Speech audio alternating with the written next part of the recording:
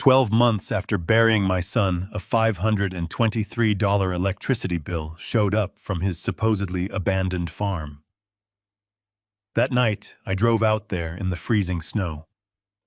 From about 200 meters away, I saw an SUV parked in the yard and thick smoke rising from the chimney.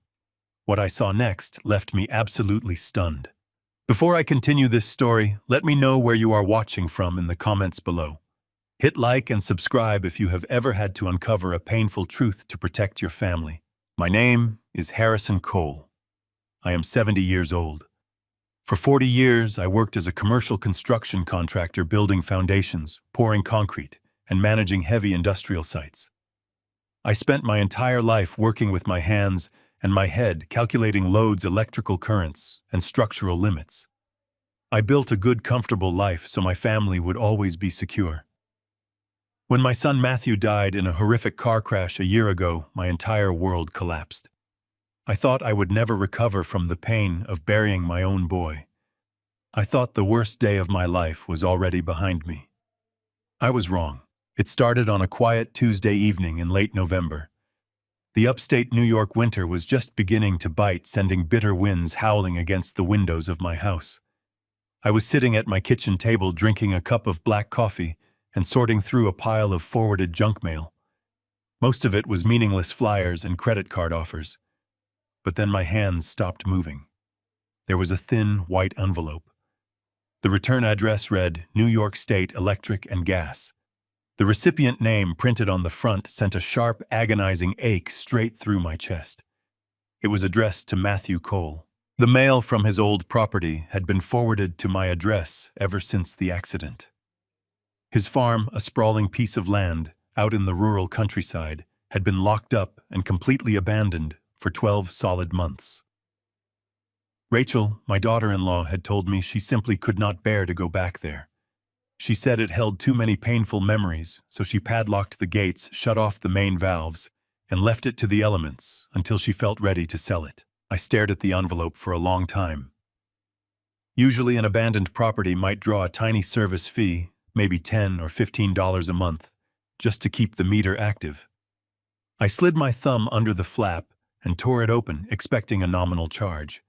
I pulled out the paper, adjusted my reading glasses, and looked at the total due.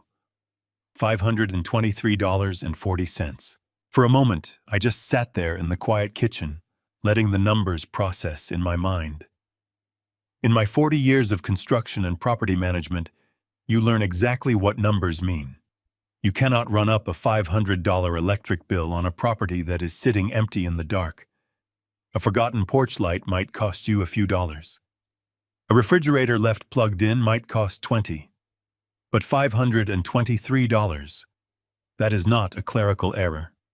That is the footprint of heavy sustained power usage. That is the kind of power draw you see when industrial machinery is running day and night. My chest tightened. Something was deeply, fundamentally wrong. My grief momentarily stepped aside, instantly replaced by the sharp, analytical instincts of a man who spent his life solving problems on job sites. I did not call Rachel to ask her about it. I did not call the electric company to complain about a faulty meter. I knew what I had to do. I grabbed my heavy winter coat from the rack by the door, snatched my truck keys off the counter, and walked out into the freezing night. The wind hit me immediately, carrying thick flakes of snow that stung my face, but I barely felt the cold. I climbed into my truck, turned the ignition, and threw it into drive. The farm was located about 40 minutes outside of town, situated at the end of a long, winding dirt road surrounded by dense pine trees. The drive felt like an eternity. The rhythmic thumping of the windshield wipers clearing the heavy snow matched the anxious beating of my heart. My mind raced through endless possibilities. Were there squatters? Had someone broken in and set up a camp? Or was it something else? Every mile brought a new wave of dread mixing with the lingering grief of losing Matthew. As I turned onto the final stretch of the rural highway leading to the property line, I made a calculated decision.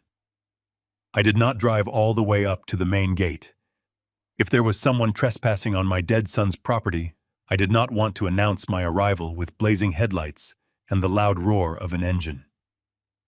I pulled my truck off onto a narrow, hidden logging trail about 200 meters away from the main entrance. I turned off the engine, killed the lights, and sat in the total darkness for a moment, listening to the wind howling through the pines. I reached into the glove compartment and pulled out my heavy-duty binoculars. Stepping out of the truck, the snow crunched loudly beneath my boots. The air was absolutely freezing, biting through my thick coat, but my focus was entirely on the farm at the end of the road. I walked slowly and carefully through the tree line, using the shadows of the woods to mask my approach. When I finally reached a vantage point that gave me a clear view of the property, I raised the binoculars to my eyes and adjusted the focus dial. The breath caught in my throat. The farm was not abandoned, not even close. The main house was dark, but the massive corrugated steel woodshop, located at the back of the property, was completely lit up. Bright, harsh industrial lights spilled out from the edges of the heavy metal doors. And then I saw it. Thick, dark smoke was billowing continuously from the exhaust chimney of the shop. Someone was running the heavy-duty wood stove inside, keeping the massive space warm.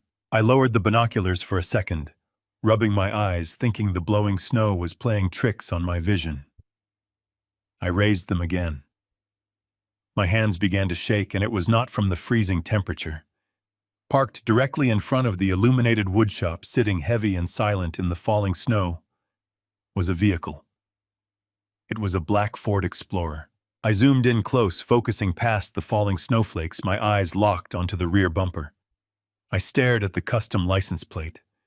The letters and numbers burned themselves into my memory. My stomach dropped into a bottomless pit. I felt physically sick, as if all the oxygen had been instantly sucked out of the freezing winter air. It was exactly the same make, the exact same model, and it bore the exact same custom license plates as the vehicle my son had been driving on the night he died.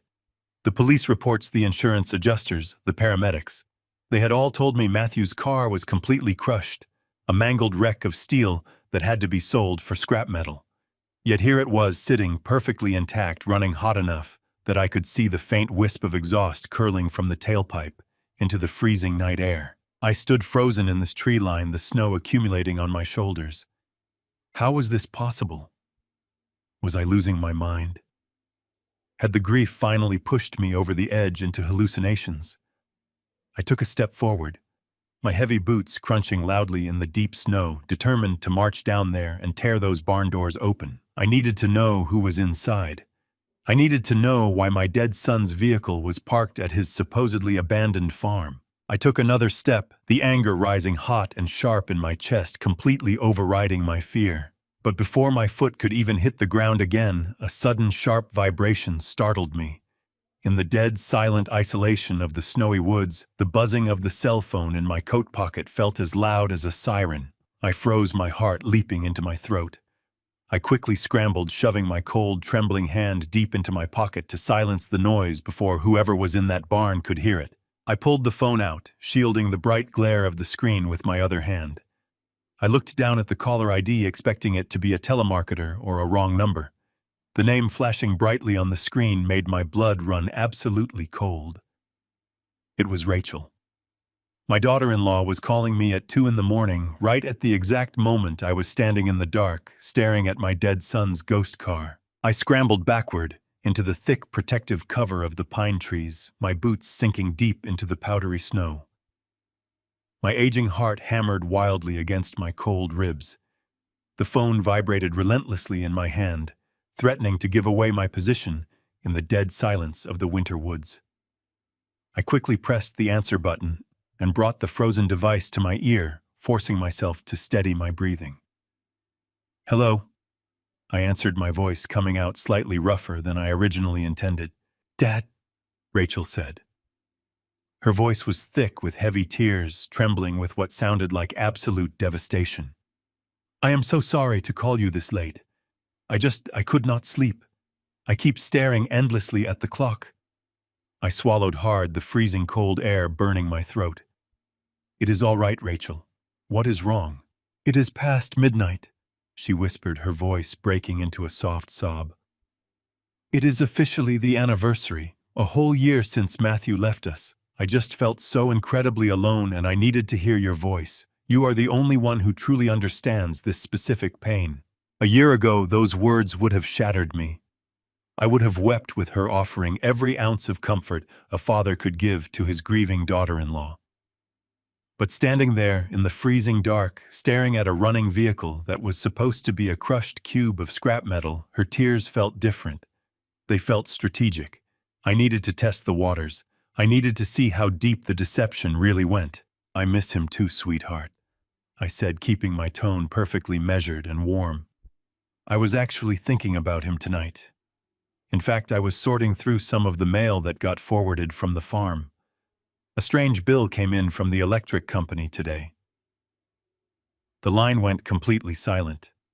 It was only for a fraction of a second, but a man who has spent 40 years negotiating difficult contracts knows exactly what a defensive pause sounds like. A bill? Rachel asked, her voice recovering its trembling innocence almost immediately. From the farm? That must be some sort of mistake or just a basic service charge. That is what I thought, I replied smoothly, leaning against the rough bark of a pine tree to steady myself. But it was not a base charge. It was for $523. That is a massive amount of power for a property that has been locked up and empty for a year. I was worried someone might have broken in and set up a camp. I was even thinking about calling the local sheriff to go take a close look. "Oh no, please, do not do that," she said quickly. The urgency in her tone was unmistakable. Then she released a long, shaky sigh, playing the role of a burdened widow flawlessly. "I am sorry, Dad. I should have told you. I hired a local caretaker a few months ago. His name is Greg. You know how brutal the winters get up there in the county. The temperature drops so fast, and I was terrified the main water pipes would freeze and burst. That would completely ruin the entire foundation and the walls." It sounded incredibly logical.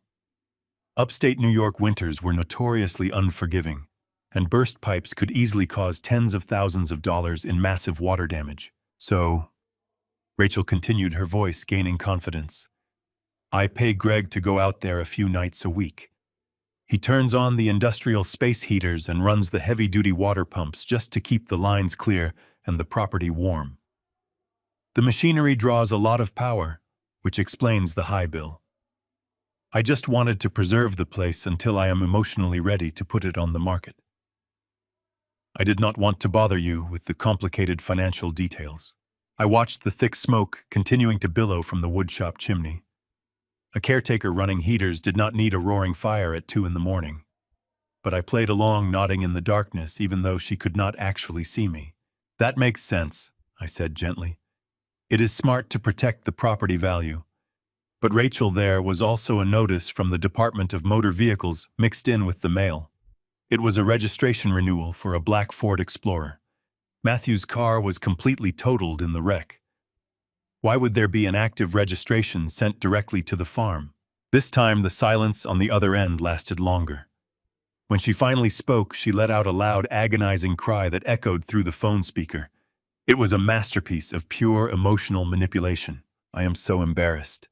She wept, her words tumbling out between heavy gasps for air. I could not let it go, Dad. I received the life insurance payout a few months ago, and my therapist suggested I find healthy ways to cope. But I was driving past a dealership, and I saw it. It was the exact same year, the exact same model, the exact same black paint as Matthew's car. I bought it in cash. I even paid to have the custom vehicle license plates transferred. She paused to blow her nose, painting a vivid picture of a woman drowning in sorrow. I know it sounds completely crazy. I know it is unhealthy. But sometimes I just sit in the driver's seat and close my eyes and I pretend he is still here.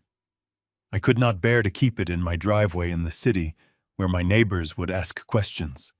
So I parked it up at the farm. I let Greg the caretaker use it to haul firewood and supplies when he is actively working on the property. Please do not think I am insane.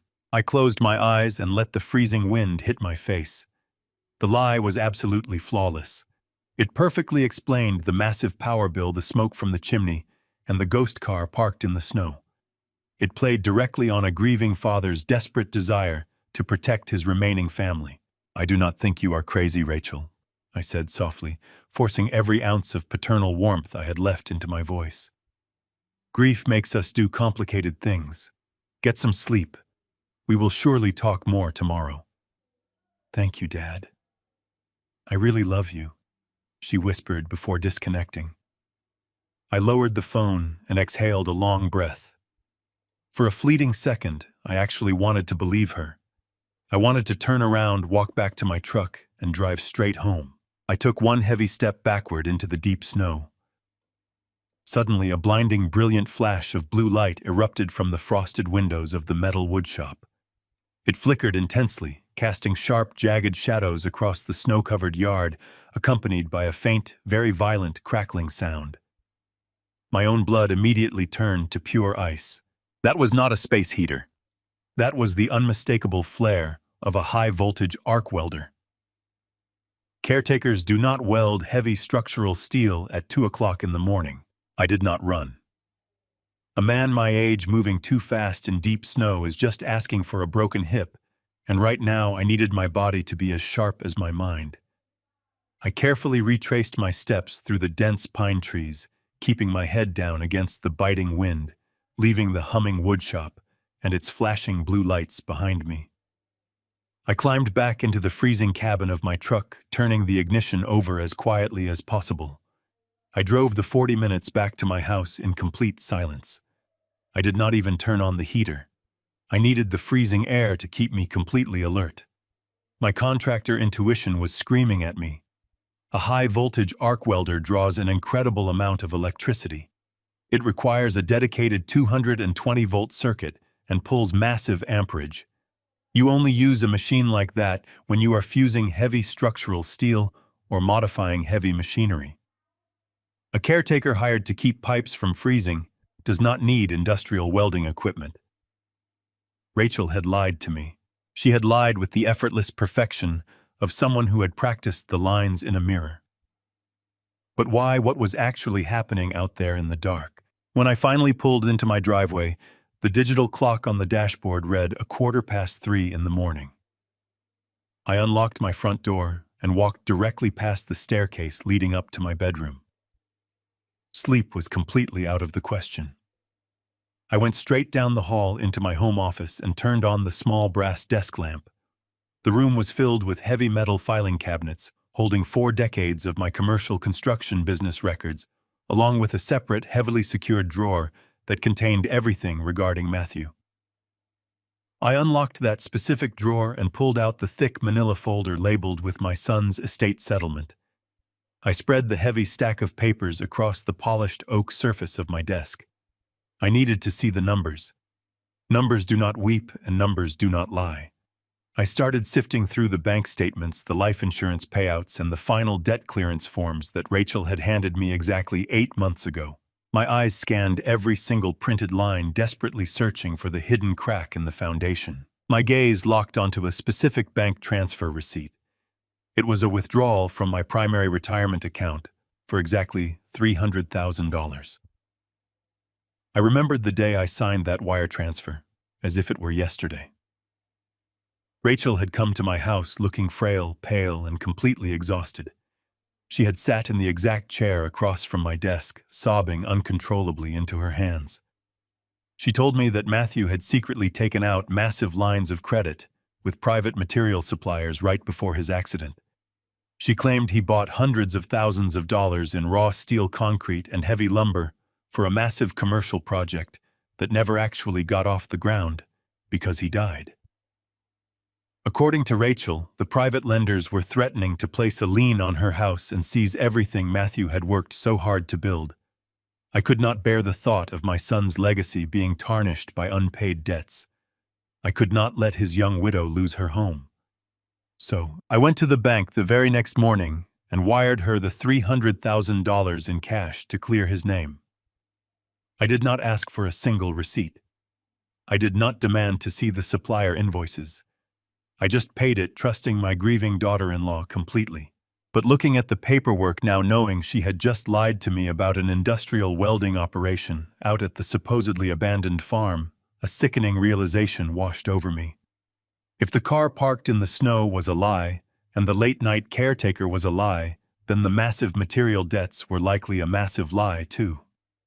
I needed to know exactly what she did with my $300,000. I sat down in my heavy leather chair and booted up my desktop computer. The monitor cast a pale, cold glow across the dark room. As a retired contractor, I still retained my login credentials for the New York State Commercial Licensing Database. It is a highly secure portal used by commercial developers to verify the bonding insurance coverage and active status of any builder operating within the state limits. When a registered contractor passes away, their license is supposed to be immediately frozen and eventually dissolved by the state board during the probate process. I typed my password, navigated to the search directory, and entered Matthew Cole into the query bar. I added his specific federal employer identification number from the estate folder just to be perfectly accurate and avoid any administrative duplicates.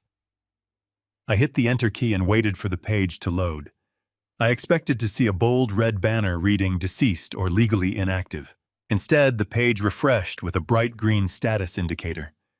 The word active sat proudly at the top of the digital screen, mocking my grief. My jaw tightened so hard my teeth physically ached. Matthew's commercial contracting license had not been frozen by the state authorities. It had been officially renewed just 4 months ago. I clicked on the Recent Activity tab, and my stomach plummeted into a deep abyss. Under my dead son's name and his highly respected company credentials, someone had recently submitted and officially won 3 massive government contracts for state highway equipment logistics. These were lucrative multiple million-dollar bids. Someone was actively using a dead man's commercial license to funnel massive state contracts, completely bypassing the standard rigorous background checks, because Matthew's company already had an established golden reputation, built over a decade of incredibly hard, honest work. I scrolled down frantically to the contact information section of the newly awarded contracts, my eyes scanning the fine print. The primary operating phone number listed on the digital forms did not belong to Rachel. I moved my mouse over to the emergency corporate contact field. The name listed there made the blood freeze entirely in my veins. It was Todd. Todd was Matthew's former business partner. He was the man sitting in the passenger seat on the night my son's vehicle supposedly lost control on black ice and flipped into a steep, rocky ravine. Todd was the miraculous sole survivor who walked away from the horrific fatal crash with nothing but a broken collarbone and a few minor scratches on his face. He had stood right at my son's graveside, weeping heavily on my shoulder, swearing to God he would give absolutely anything in the world to trade places with Matthew. And now, exactly 12 long and painful months later, Todd was running a massive ghost operation under my dead son's name, silently reaping the financial benefits of his supposedly tragic death while I sat alone in the dark. The undeniable truth was unraveling right before my very eyes. My son's legacy was being ruthlessly exploited by his very best friend in the entire world. I knew immediately that I had to stop their truly sickening plan. I needed to see her face. I needed to look directly into the eyes of the woman who was weeping over my son's grave while secretly running a fraudulent empire under his name alongside the man who walked away from his fatal crash. I picked up my phone and called Rachel the next morning, pouring every ounce of manufactured exhaustion into my voice. I asked her to come over for a traditional Sunday roast, telling her that the house felt too quiet and that I just needed some familiar company. She agreed immediately, her tone dripping with that same perfectly rehearsed sympathy I had heard on the phone during the snowstorm. I spent the weekend preparing the meal, keeping my hands busy, chopping vegetables and seasoning the meat, so my mind would not tear itself apart with rage. When the doorbell finally rang on Sunday afternoon, I took a deep breath, buried my anger deep in my chest, and opened the door. Rachel stood on my front porch wearing a somber black wool coat and a plain gray scarf, looking exactly like the grieving widow the world expected her to be. She offered me a fragile, brave smile and stepped inside, bringing the cold autumn air with her. But my eyes are trained to notice the smallest structural details, the things that do not belong. As she handed me her coat, I saw it. Resting on her arm was a matte black leather handbag. I may be a retired contractor, but I know luxury when I see it. It was a Hermes Birkin bag, a limited edition piece that required months on a waiting list and cost more than a brand new pickup truck. A woman supposedly drowning in her late husband's construction debt does not casually carry a $30,000 purse to a Sunday dinner. I hung her coat in this hallway closet without saying a word about the bag. We walked into the dining room, and I pulled out her chair, playing the role of the frail, lonely father-in-law to absolute perfection. As she reached across the table to pour herself a glass of water, her gray sweater sleeve rode up just a fraction of an inch.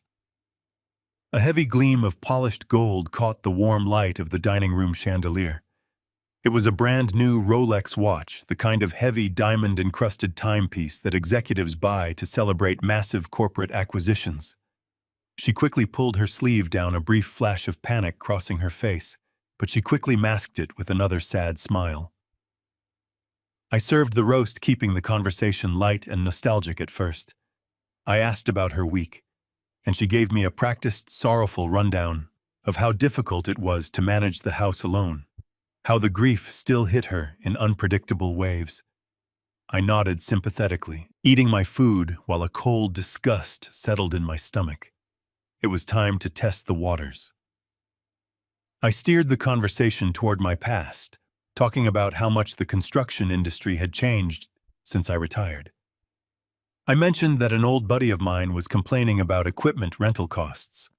I intentionally threw out a wildly inaccurate number, claiming that leasing a standard Caterpillar excavator was currently running about $1,200 a week. I shook my head, acting bewildered by the fabricated inflation, stating that no honest contractor could possibly turn a profit with overhead costs sitting that incredibly high. Before Matthew died, Rachel did not know the difference between a backhoe and a bulldozer. She had absolutely zero interest in the logistics of heavy machinery or the financial realities of commercial contracting. But now she did not even hesitate. Without missing a single beat, she took a sip of her red wine and shook her head, a confident, slightly arrogant smile touching her lips. She looked me right in the eye and casually corrected my math. She stated that $1,200 a week was a massive underestimation for the current market. She smoothly explained that a Caterpillar 320 series actually commands closer to $3,000 a week, depending heavily on the specific hydraulic attachments and the total operating hours logged on the engine. She even threw in a passing comment about how domestic supply chain issues were driving up the secondary market value of used industrial loaders. As the highly technical words flowed out of her mouth, she suddenly realized exactly who she was talking to. She stopped abruptly, her eyes darting down to her plate. The confident businesswoman vanished, replaced instantly by the stuttering, grieving widow. She quickly mumbled something about having read a random article online recently and tried to desperately change the subject back to the cold weather. I just smiled, nodded, and let her ramble. The trap had successfully snapped shut. The bait was taken. She possessed highly specialized knowledge of the heavy equipment, market knowledge she could only acquire by actively managing a massive industrial operation. The rest of the evening passed in a blur of fake pleasantries. I played the tired old man, perfectly yawning and mentioning that my joints were aching from the cold. Rachel seized the opportunity to make her exit, claiming she had an early morning appointment and needed to get some rest. I walked her to the front door, fetching her heavy black wool coat from the hallway closet. As I held it out for her to slip her arms into the sleeves, she moved a bit too quickly. Her hand caught the edge of the deep side pocket. A small, crumpled piece of white paper dislodged from the fabric and fluttered silently down to the hardwood floor, landing right near the edge of the entry rug. Rachel did not notice it fall. She wrapped her scarf tightly around her neck, gave me one final tragic, trembling hug, and walked out into the chilly night. I stood in the doorway, watching her climb into a sleek silver sedan and drive away down the quiet suburban street. Once her taillights disappeared around the corner, I closed the heavy wooden door and locked the deadbolt. I looked down at the floor. I slowly bent down my knees, popping slightly in the quiet house, and picked up the crumpled piece of paper. I smoothed it out under the bright light of the entryway chandelier. It was an automated toll plaza receipt from the State Highway Authority. I stared at the printed ink, my heart turning to absolute ice. The toll booth location was exactly 2 miles away from the supposedly abandoned upstate farm. I checked the printed timestamp at the very bottom of the small slip. It was dated for the exact same night, at the exact same hour, that I had been standing in the freezing snow, staring at the flashing blue light of the arc welder. The lie was no longer just a suspicion. It was a tangible reality resting right in the palm of my hand. The woman who promised to honor my son's memory was actively destroying it. She was using my own money to do it, and she believed I was too blind to notice. I sat in my quiet hallway for a long time, just staring at that small, crumpled piece of paper. The toll receipt was the ultimate proof of Rachel's deception. The grieving widow routine was a meticulously crafted illusion. The realization that my son's wife was actively plotting against his memory and my finances hit me with the force of a wrecking ball. But anger is a dangerous luxury for a man my age. If I let my emotions take the steering wheel, I would make a fatal mistake. I was dealing with a highly organized operation, and I was completely out of my depth. I needed to move strategically. I needed to disappear without raising a single red flag. The next morning I called Rachel. I kept my voice light, pretending to be the weary, heartbroken old man she thought she had successfully manipulated. I told her that the approaching anniversary of Matthew's death was taking a severe toll on my physical health. I explained that I had impulsively booked a 3-week senior citizen cruise to the Florida Keys. I made sure to emphasize that I would be entirely off the grid, out in the open ocean, with absolutely no cellular reception. Rachel played her part beautifully. She told me it was a wonderful idea, that I deserved to rest and heal, and she promised to keep an eye on my house while I was gone. She sounded genuinely relieved. She thought I was out of the picture. Instead of heading to the airport, I drove my truck in the opposite direction. I went out to a desolate stretch of highway about 10 miles south of Matthew's farm and checked into a dilapidated roadside motel. I paid in cash for a 3-week stay. The room smelled faintly of stale tobacco and cheap industrial bleach. The mattress was thin and the walls were stained, but it was perfect. It was completely untraceable. No one would ever think to look for a wealthy, retired commercial contractor in a place like this. Once I unpacked my meager belongings, I sat on the edge of the creaking bed and pulled out my secure, prepaid cell phone. It was time to assemble my team. I dialed a number I had not used in over 5 years. Jonathan Pierce answered on the second ring. Jonathan was my old corporate attorney, a ruthless, shark-like litigator who had helped me navigate the most cutthroat commercial construction disputes of my career. He was the kind of man who viewed legal battles as blood sport, and I needed his fangs. I quickly briefed him on the fraudulent state highway bids, the massive material debts, and the active contracting license. Jonathan listened silently, his legal mind immediately shifting into high gear. He told me to stay perfectly hidden while he began quietly pulling every financial record and corporate filing associated with Matthew's company. My second call was to Mike Russo. Mike was a former state police detective turned private investigator. We had crossed paths a decade ago when a corrupt subcontractor tried to embezzle funds from one of my high-rise projects. Mike was relentless, operating comfortably in the gray areas of the law, where standard authorities were often too slow to act. I gave him the address of the motel and told him to bring his heavy surveillance equipment. I explained that we were going to war against my own daughter-in-law and her dead husband's former business partner. 2 hours later, Mike and Jonathan were sitting in my dingy motel room. The cramped space felt even smaller with 2 large, imposing men occupying the cheap plastic chairs.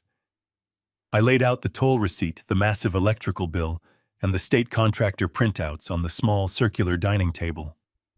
I told them about the black SUV, the industrial arc welder, and the unbelievable fact that Todd was listed as the primary corporate contact on the new multi-million-dollar highway contracts. Jonathan adjusted his wire-rimmed glasses and frowned at the documents. He explained that if Todd and Rachel were using Matthew's established corporate identity to win state contracts, they were likely funneling illegal money through the legitimate business accounts to clean it. It was a classic corporate hijacking. But to prove it without tipping them off, we needed hard, irrefutable evidence of what exactly was happening inside that heavily secured metal woodshop. Mike unzipped a large black duffel bag and pulled out a sleek, military-grade laptop and a complex directional antenna. He told us that physical entry was too dangerous without knowing their security layout, but digital entry was a completely different game. If they were running a massive illegal operation out of a rural farm, they absolutely needed an internet connection to manage the logistics, communicate with buyers, and process their offshore banking. Mike explained that rural broadband was notoriously insecure. If we could get close enough to the main router, without triggering their motion sensors, he could intercept their network traffic and clone their digital footprint directly onto his laptop. That night, the temperature plummeted to a bone-chilling 12 degrees. Mike and I drove my truck down the pitch-black logging trail, parking in the exact same hidden spot I had used just a few days prior. We hiked through the dense, snow-covered pine trees, our breath pluming in the freezing air. We stopped right at the edge of the tree line, maintaining a safe visual distance from the brightly illuminated metal barn. Smoke was once again pouring from the chimney, and the blue flashes of the arc welder strobed through the frosted windows. Mike crouched low in the deep snow, resting his heavy laptop on a flat tree stump. He attached the directional antenna and pointed it directly at the main house where the primary router was likely located. The cold was punishing, biting through my thick gloves, but my adrenaline kept me intensely focused. I watched Mike type rapidly across his keyboard. Lines of green code cascaded down his black screen. He was running a packet sniffer, a specialized program designed to capture and analyze data floating through the farm's wireless network. After 10 agonizing minutes of shivering in the brutal wind, a small progress bar on his screen flashed blue. Mike looked up at me, a grim expression settling over his rugged face. He had successfully breached the network firewall. He opened a newly decrypted file folder and motioned for me to look closer at the glowing monitor. I leaned down, squinting at the complex digital dashboard. I fully expected to see standard heating control software, or perhaps some basic financial spreadsheets. Instead, the screen displayed a highly sophisticated encrypted logistics tracking interface. There were dozens of active shipment manifests, shipping container schedules, and international routing numbers. Mike pointed to a specific column on the glowing dashboard. The data packets they were actively transmitting had absolutely nothing to do with preventing frozen water pipes. They were viewing real-time GPS tracking codes and altered vehicle identification numbers. The supposedly abandoned upstate farm was acting as a digital command center for a massive, highly organized criminal syndicate. They were actively managing the illegal international export of stolen multi-million-dollar heavy construction machinery. We stayed completely crouched in the freezing snow-covered tree line for another long, agonizing 40 minutes. The biting winter wind whipped harshly through my heavy wool coat, but the fiercely burning anger radiating deeply inside my chest kept the freezing cold entirely at bay. Finally, the heavy metal doors of the woodshop groaned open. The bright halogen lights spilled out onto the snow, illuminating the massive front grille of the black Ford Explorer. The engine roared to life, a deep rumbling sound that echoed across the desolate property. We watched in absolute silence as the vehicle backed out, turned around, and slowly accelerated down the long, winding dirt driveway, heading back toward the main highway. Mike gave it another 10 minutes just to be completely certain the driver was not coming back for a forgotten tool.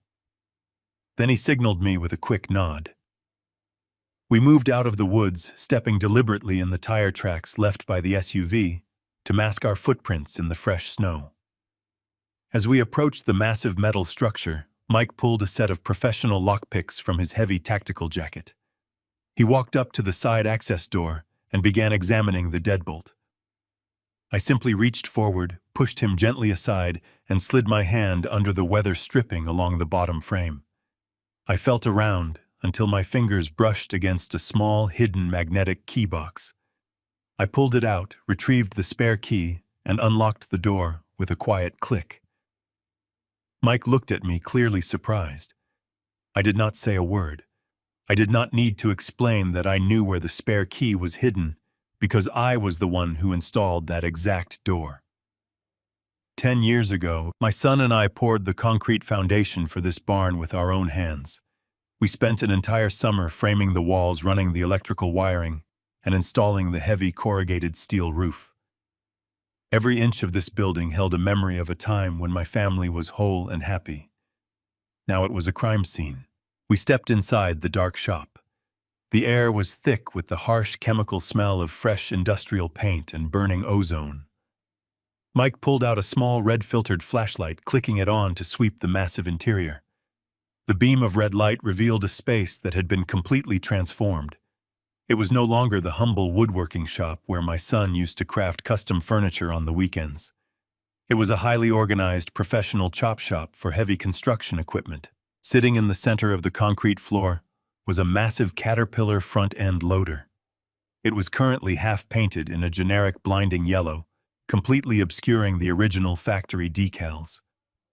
Surrounding the machine were heavy-duty sanding grinders, chemical paint strippers, and specialized welding torches. I walked slowly toward the back corner of the building, my boots stepping over tangled power cords and discarded metal shavings. Against the far wall, I found a heavy workbench covered in scattered metal plates. I picked one up and examined it closely under the dim red light. It was a vehicle identification number plate. Beside it sat a high-precision metal stamping press and a stack of completely blank registration tags. They were actively grinding off the original serial numbers from stolen machinery and stamping brand-new counterfeit identities onto the equipment before shipping it out. The sheer scale of the operation was staggering. Millions of dollars of stolen commercial property were moving through the very building I had constructed with my boy. Mike tapped my shoulder, bringing my focus back to the immediate mission. He handed me 2 tiny wireless micro cameras from his duffel bag. We needed to place them in strategic locations where they could capture clear facial identities and audio without ever being detected. I knew the structural layout better than anyone. I climbed up the steel access ladder to the overhead ventilation ducts, moving silently along the reinforced crossbeams. I attached the first camera directly above the primary bay doors, angling the wide lens to cover the entire main floor where the painting and metal stamping took place. I climbed down and moved toward the enclosed administrative office situated in the back corner of the barn. I installed the second camera high up inside a faux smoke detector, ensuring it had a perfect, unobstructed view of the desk and the filing cabinets. The camera feeds synced perfectly to Mike's encrypted laptop back in his vehicle. We had them completely surrounded by digital eyes. With the cameras securely in place, I took a moment to look around the small administrative office. This was where Matthew used to sketch his blueprints and manage his modest business expenses. Now the desk was cluttered with thick manila folders, international shipping manifests, and large stacks of customs declaration forms. I pulled a small penlight from my pocket and began carefully flipping through the paperwork, searching for anything that would reveal their ultimate endgame. The documents were shocking.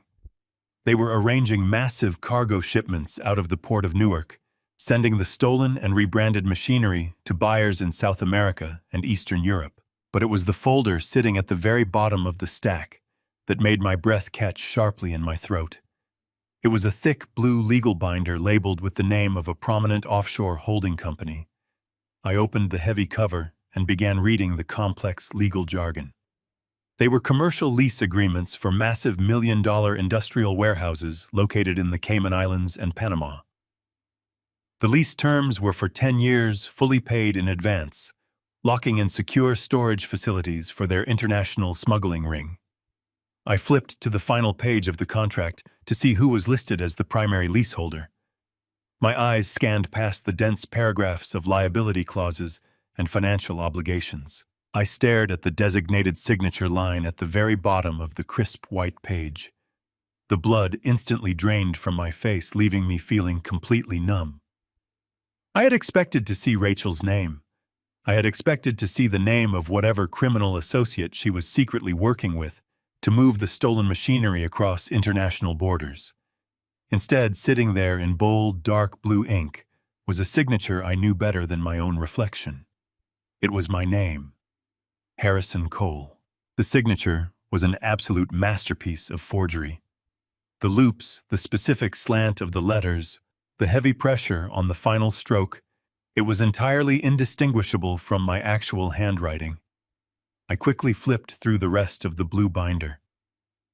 Every single page, every single offshore lease agreement, every single international customs declaration form bore my perfectly forged signature. The magnitude of their horrific plan finally locked into place. They were not just running a highly lucrative criminal syndicate out of my dead son's farm. They were actively framing me for the entire operation. If the federal authorities ever raided this facility, the paper trail would lead directly to a retired contractor in his 70s. They were going to let me burn, destroying my life while they walked away completely rich. The drive back to the dreary roadside motel was an exercise in pure psychological endurance. Mike kept the heavy truck perfectly steady on the treacherous, ice-covered roads, but my own hands were trembling so violently I had to jam them deep into my coat pockets. The cold was no longer just the winter weather outside the windshield.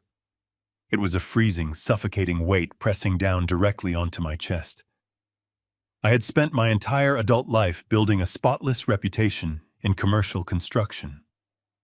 My name was synonymous with integrity, hard work, and unbreakable trust. Now that very same name was neatly forged at the bottom of highly illegal international shipping manifests and offshore warehouse leases. Rachel and her silent partner had meticulously woven a legal noose out of my grief and slipped it right over my head. When we finally pushed open the flimsy door to the motel room, Jonathan was sitting exactly where we left him, surrounded by towering stacks of digital printouts. He looked up, sensing the drastic shift in the atmosphere immediately. I walked over to the small circular table and dropped the heavy blue binder right in front of him. I told him to look at the signature line on the final page of every single lease agreement. Jonathan flipped open the binder, adjusting his glasses. I watched the color drain from the face of a man who routinely battled corporate sharks for a living. He looked up at me, his voice stripped of all its usual aggressive confidence. He stated that this was no longer a simple case of corporate embezzlement. They were constructing a flawless, fully documented paper trail designed to frame me as the undisputed kingpin of an international smuggling syndicate. If federal agents raided that farm tonight, I would spend the rest of my natural life rotting in a maximum security prison. Mike did not waste a single second. He immediately unzipped his black duffel bag and set up his encrypted tactical laptop right next to Jonathan's chaotic pile of legal documents. He connected the wireless receiver and ran a complex decryption sequence to tap directly into the micro cameras we had just planted inside the barn. The dark screen flickered for a brief moment before splitting into two crystal-clear, high-definition video feeds. The first angle showed a wide, sweeping view of the main concrete floor, capturing the massive, half-painted Caterpillar front-end loader and the various metal stamping tools scattered across the heavy workbench. The second angle was a tight, directly overhead shot of the administrative desk, where the forged documents were stored. The audio feed hissed softly through the small laptop speakers, broadcasting the ambient hum of the industrial space heaters and the faint rhythmic dripping of melting snow from the corrugated steel roof. We sat in the cramped, stale motel room, bathed entirely in the pale blue light of the computer monitor. The digital clock in the corner of the screen ticked past 4 in the morning. Every passing minute felt like a physical weight pressing down on my exhausted shoulders. I stared at the empty, brightly lit barn, my mind racing through 1,000 different, fragmented memories. I thought about Rachel standing in my home just a few hours ago, clutching her $30,000 handbag, perfectly playing the role of the shattered, helpless widow. I thought about the $300,000 I had handed her in good faith, money she clearly used to seed this massive criminal enterprise. But most of all, I kept wondering about the phantom caretaker. Who was the man driving the black SUV who possessed the highly specialized mechanical skills required to strip and rebrand heavy industrial equipment? We sat in suffocating silence, our eyes glued to the glowing screen, waiting for the trap to spring. Suddenly, the low, distant rumble of a heavy engine echoed through the laptop speakers. Mike immediately leaned forward, his fingers hovering over the keyboard, hitting a quick command to enhance the audio gain. The distinct crunch of heavy tires rolling over packed snow grew steadily louder. On the first camera feed, the massive aluminum bay doors began to rattle slightly. A blinding sweep of bright white headlights pierced through the small frosted windows of the barn, throwing long, jagged shadows across the concrete floor. The vehicle had returned. The heavy engine idled outside for a long moment, filling the silent motel room with a low, menacing vibration. Then the side access door swung open. A towering figure stepped into the bright, harsh glare of the halogen lights. He was wearing a thick, black, insulated winter parka with a heavy hood pulled up tight over his head, obscuring his face completely from the high angle of the camera.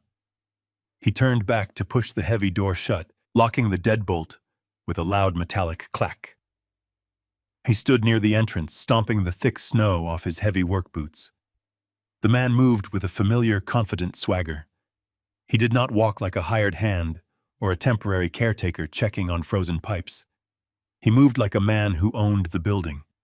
He walked directly across the main floor, passing the massive Caterpillar loader without so much as a second glance, and headed straight toward the enclosed administrative office in the back corner. He entered the small office, stepping directly into the tight overhead frame of our second camera.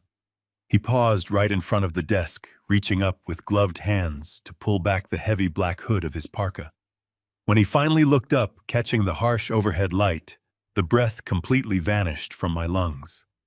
The entire room started spinning. My hands gripped the edge of the cheap plastic table so hard, my knuckles turned a bruised, sickening white. It was Todd. It was Matthew's former business partner.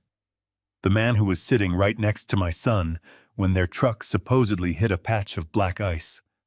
The man who had survived the horrific crash with practically zero injuries. I felt violently ill. The memories crashed into my mind with ruthless force. I remembered Todd standing at the cemetery, in the freezing rain, dressed in a sharp black suit. I remembered him throwing his arms around my neck, sobbing uncontrollably onto my shoulder, loudly begging God for forgiveness, and dramatically swearing that he would dedicate the rest of his life to looking out for Rachel. It had all been an incredibly sick, calculated performance. He had not been mourning the tragic loss of a brother.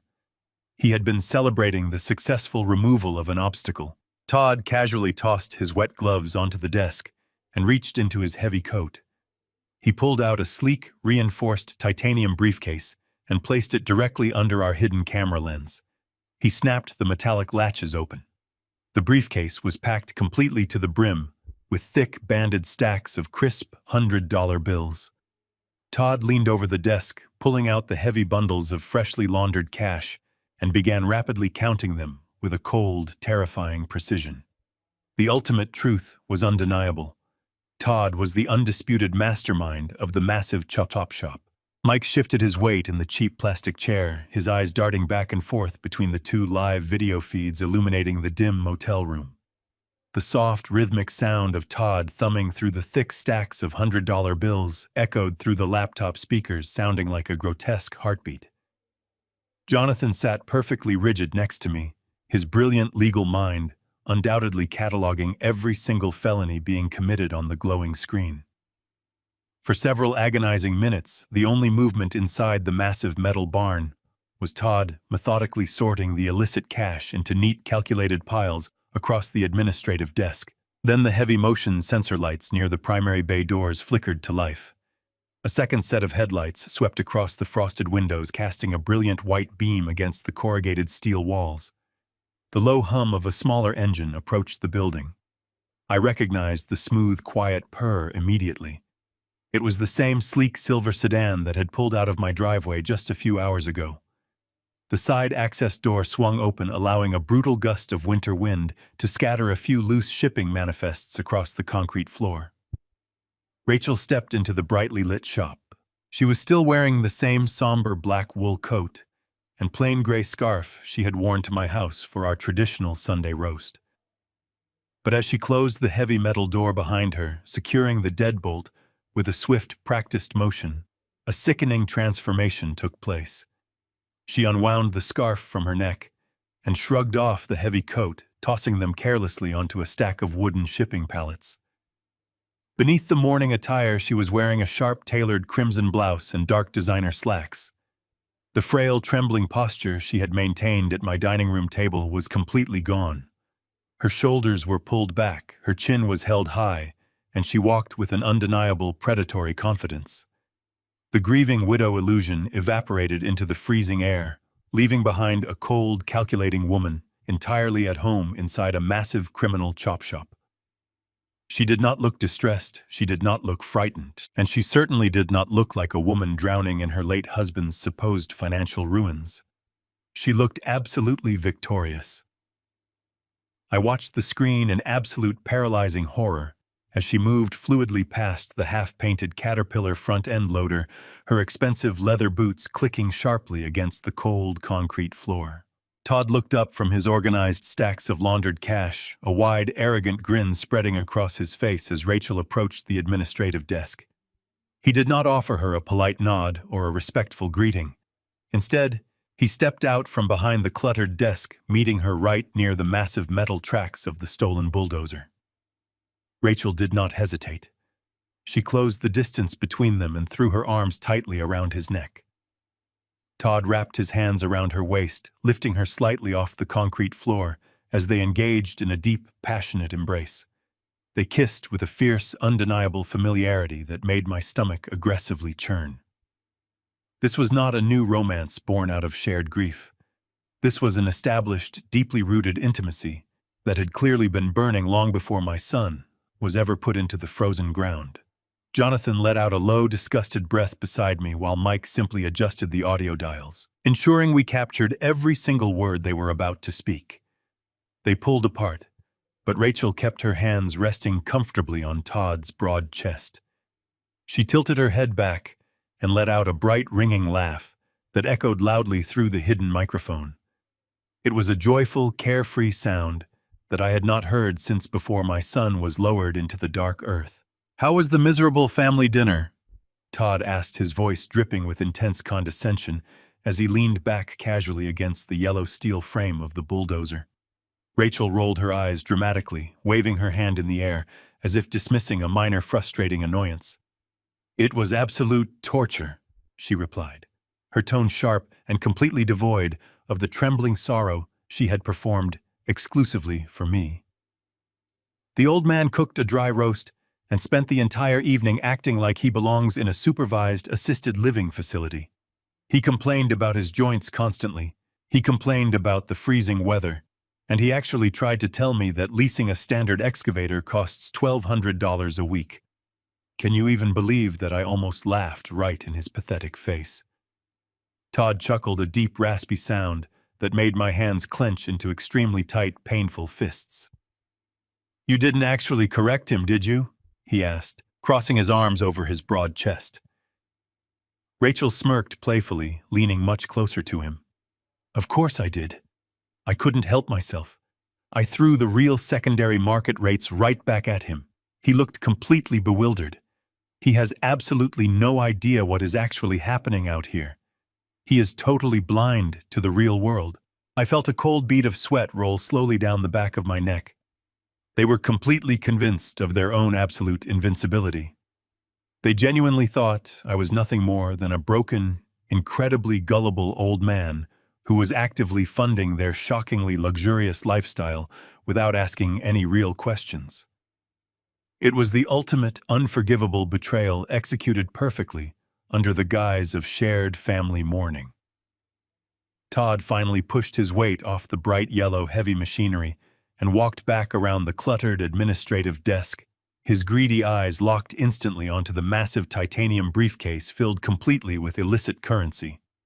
He reached into the nearest stack of freshly laundered $100 bills and pulled out a remarkably thick, heavy bundle. He tossed it casually across the polished wooden surface directly toward Rachel. She caught it gracefully in one hand, her eyes gleaming with undisguised, profound greed as she flipped rapidly through the crisp paper money. Todd leaned his weight heavily onto the wooden desk, looking directly up toward the hidden ceiling camera without actually realizing it was securely planted there.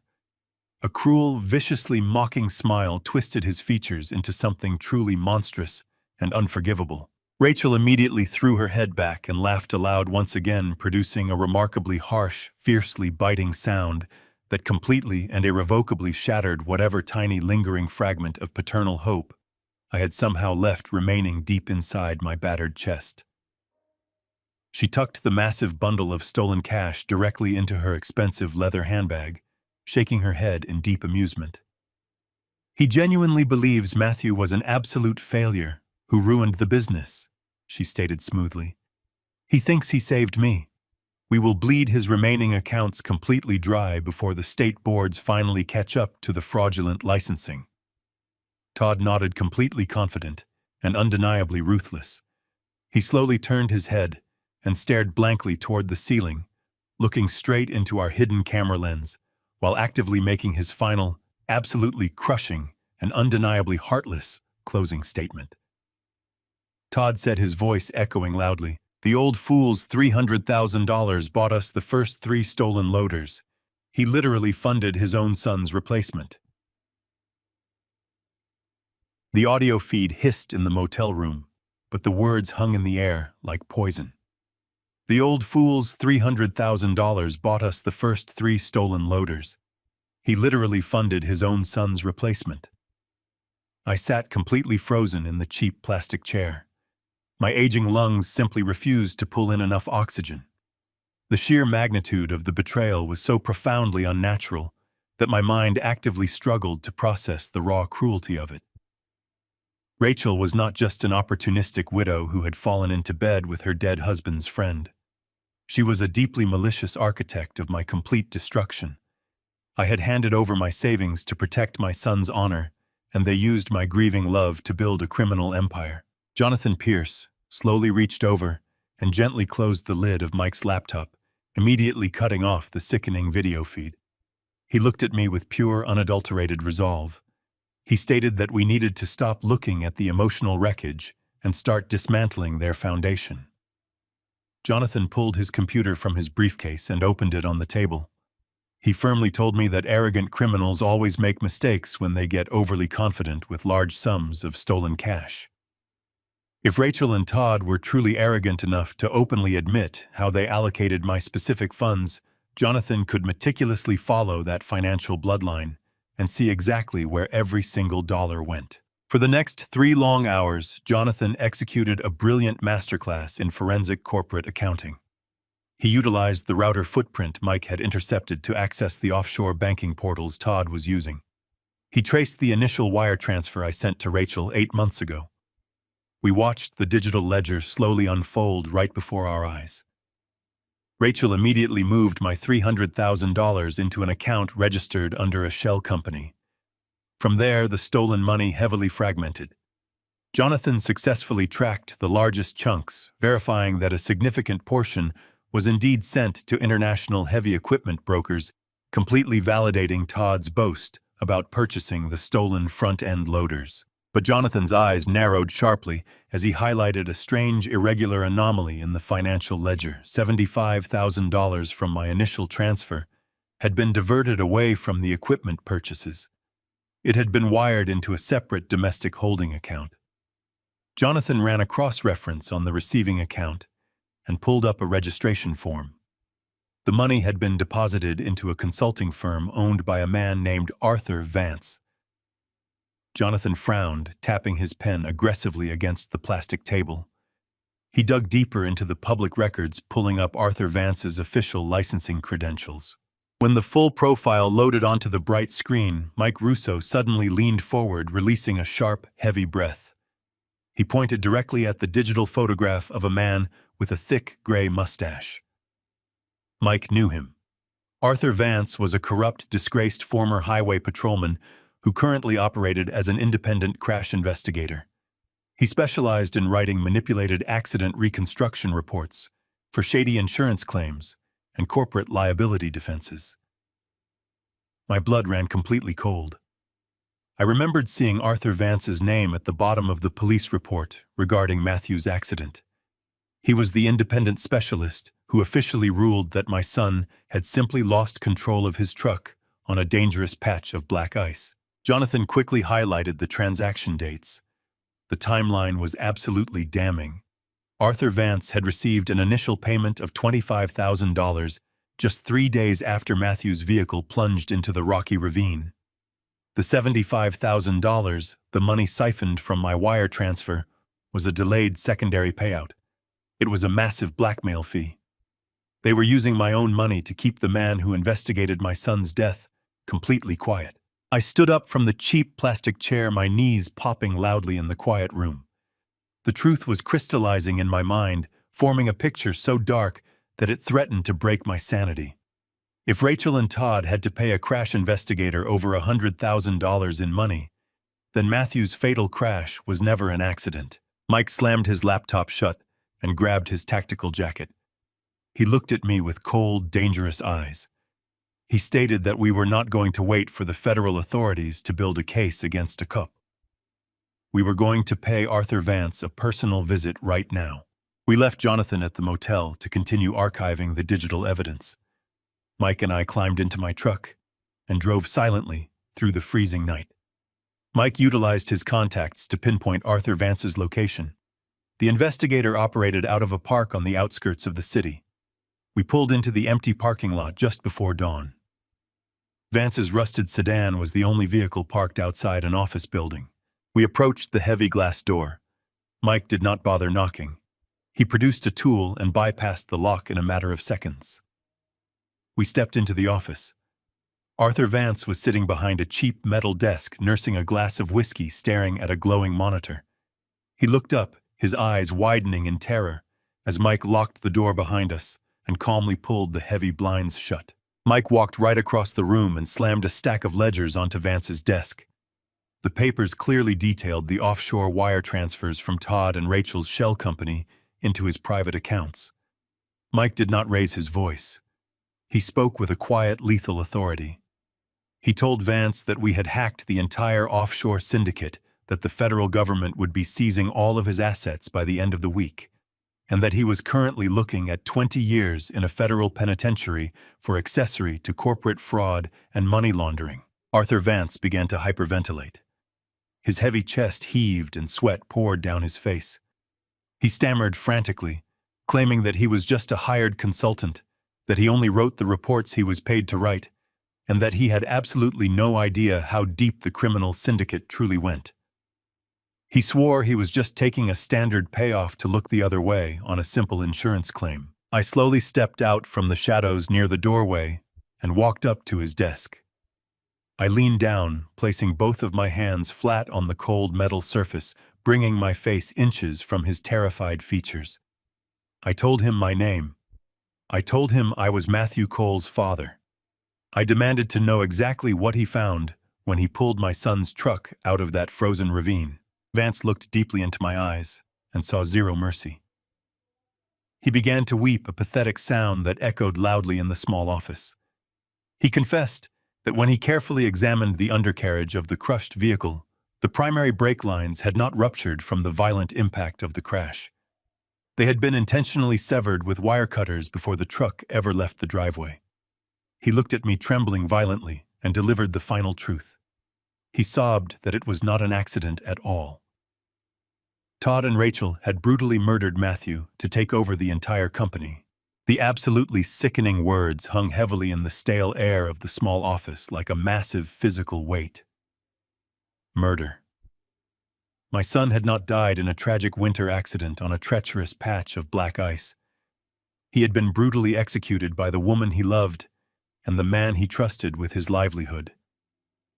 For a brief, terrifying second, the edges of my vision darkened. The floor beneath my heavy boots felt as though it were collapsing into an endless, terrifying void. A powerful wave of intense, sickening nausea rolled fiercely through my stomach, threatening to bring me completely to my knees. The urge to scream out my agony, to wrap my hands tightly around Arthur Vance's throat and squeeze until he stopped breathing, was completely overpowering. But I did not move a single solitary inch. I did not shed a single visible tear. 40 years in commercial construction had fundamentally wired my brain to respond to catastrophic structural failures with absolute discipline. When a massive steel beam snaps or a concrete foundation severely cracks, you do not stand around weeping in the rubble. You brace the surrounding structure, calculate the exact extent of the damage, and systematically dismantle the problem before it completely buries you. I forced my spine straight and pulled a deep, freezing breath into my aging lungs. I looked at the weeping investigator cowering behind his cheap metal desk and felt nothing but pure, unadulterated contempt. I turned my back on him and walked out into the freezing parking lot, leaving Mike to extract every piece of documented evidence Vance possessed. The drive back to the motel was executed in complete and utter silence. The winter sunrise slowly painted the horizon in shades of bruised purple and dull gray. I gripped the leather steering wheel until my forearms physically ached, channeling every ounce of my agonizing grief into a hardened, highly focused rage. When we pushed open the flimsy door to our rented room, Jonathan was still sitting at the small circular table, his eyes bloodshot from a completely sleepless night of intense forensic accounting. Mike quickly briefed him on Vance's horrific confession. Jonathan stopped typing, his hands resting motionless on his laptop keyboard. The ruthless corporate lawyer looked at me with a profound, quiet respect, silently acknowledging the devastating burden I was carrying. He did not offer any useless apologies or hollow words of manufactured comfort. Instead, he simply tapped his computer screen and informed us that the offshore digital router was still highly active. Todd and Rachel had remained inside the secure metal barn for the entire duration of the night. I walked over to the desk and pulled up a cheap plastic chair. I leaned heavily forward, locking my eyes onto the high-definition video feeds streaming live from the remote upstate farm. The interior of the massive woodshop was bathed in the harsh glare of industrial halogen lighting. The stolen Caterpillar loader sat silently in the center of the concrete floor. On the secondary camera angle, Todd and Rachel were seated close together behind Matthew's old wooden desk, poring over a sprawling mess of international logistics paperwork. The audio receiver hissed quietly, picking up the clear, rhythmic tapping of Todd's pen against the hard desk surface. They were wide awake, fueled by dangerous adrenaline and the intoxicating promise of massive illegal wealth. I forced myself to watch the screen, suppressing the violent urge to smash the monitor to pieces. I needed to know exactly how they planned to finalize their operation. I needed every single detail of their exit strategy. I sat perfectly still and listened closely as the two people who murdered my only child casually plotted their final move. Todd leaned back in the heavy leather office chair, running his hands through his dark hair. He sounded exhausted but deeply satisfied. He tapped a thick stack of printed customs declaration forms and stated that the overseas transport ship was officially scheduled to leave the main commercial port in exactly 4 days. Rachel sat perfectly still, casually filing her nails while listening to the highly illegal logistics. Todd smoothly outlined the final transaction parameters for his eager partner. He confirmed that the overseas buyer was representing a massive international cartel based deep within South America. The foreign syndicate was paying them a flat rate of exactly $2 million in completely untraceable offshore cryptocurrency for the current batch of rebranded construction machinery. Rachel finally looked up from her manicured hands, her eyes gleaming with absolute unrestrained greed. She smiled widely and smoothly calculated their individual profit margins out loud, openly discussing how quickly they could transfer the digital funds into their private holding accounts in the Cayman Islands.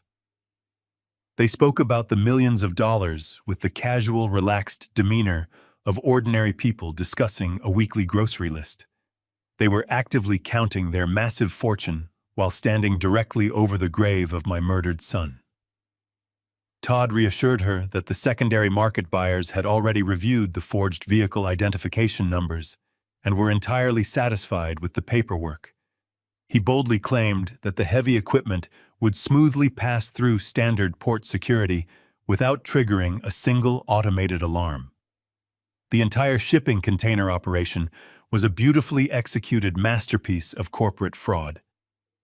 As I listened closely to their arrogant voices echoing through the tiny laptop speakers, I noticed a slight, deeply hidden tremor of anxiety creep into Rachel's normally perfectly composed tone.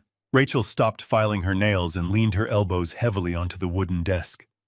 She stared intensely at the towering stacks of counterfeit shipping manifests and freshly printed corporate leases. She quietly asked Todd what would realistically happen if their digital firewall failed. She wanted to know the exact protocol if a highly motivated federal investigator suddenly noticed the massive irregularities in their offshore banking transfers.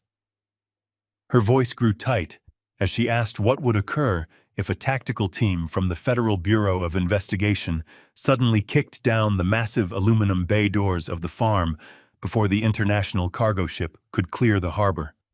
She was terrified of spending her life in a federal penitentiary. Todd did not show a single ounce of fear or hesitation. He reached across the cluttered desk and picked up the thick blue legal binder containing the offshore warehouse lease agreements. He dropped the heavy binder in front of Rachel and tapped his finger aggressively against the final page. He laughed a dark, utterly soulless sound that chilled me to the very bone.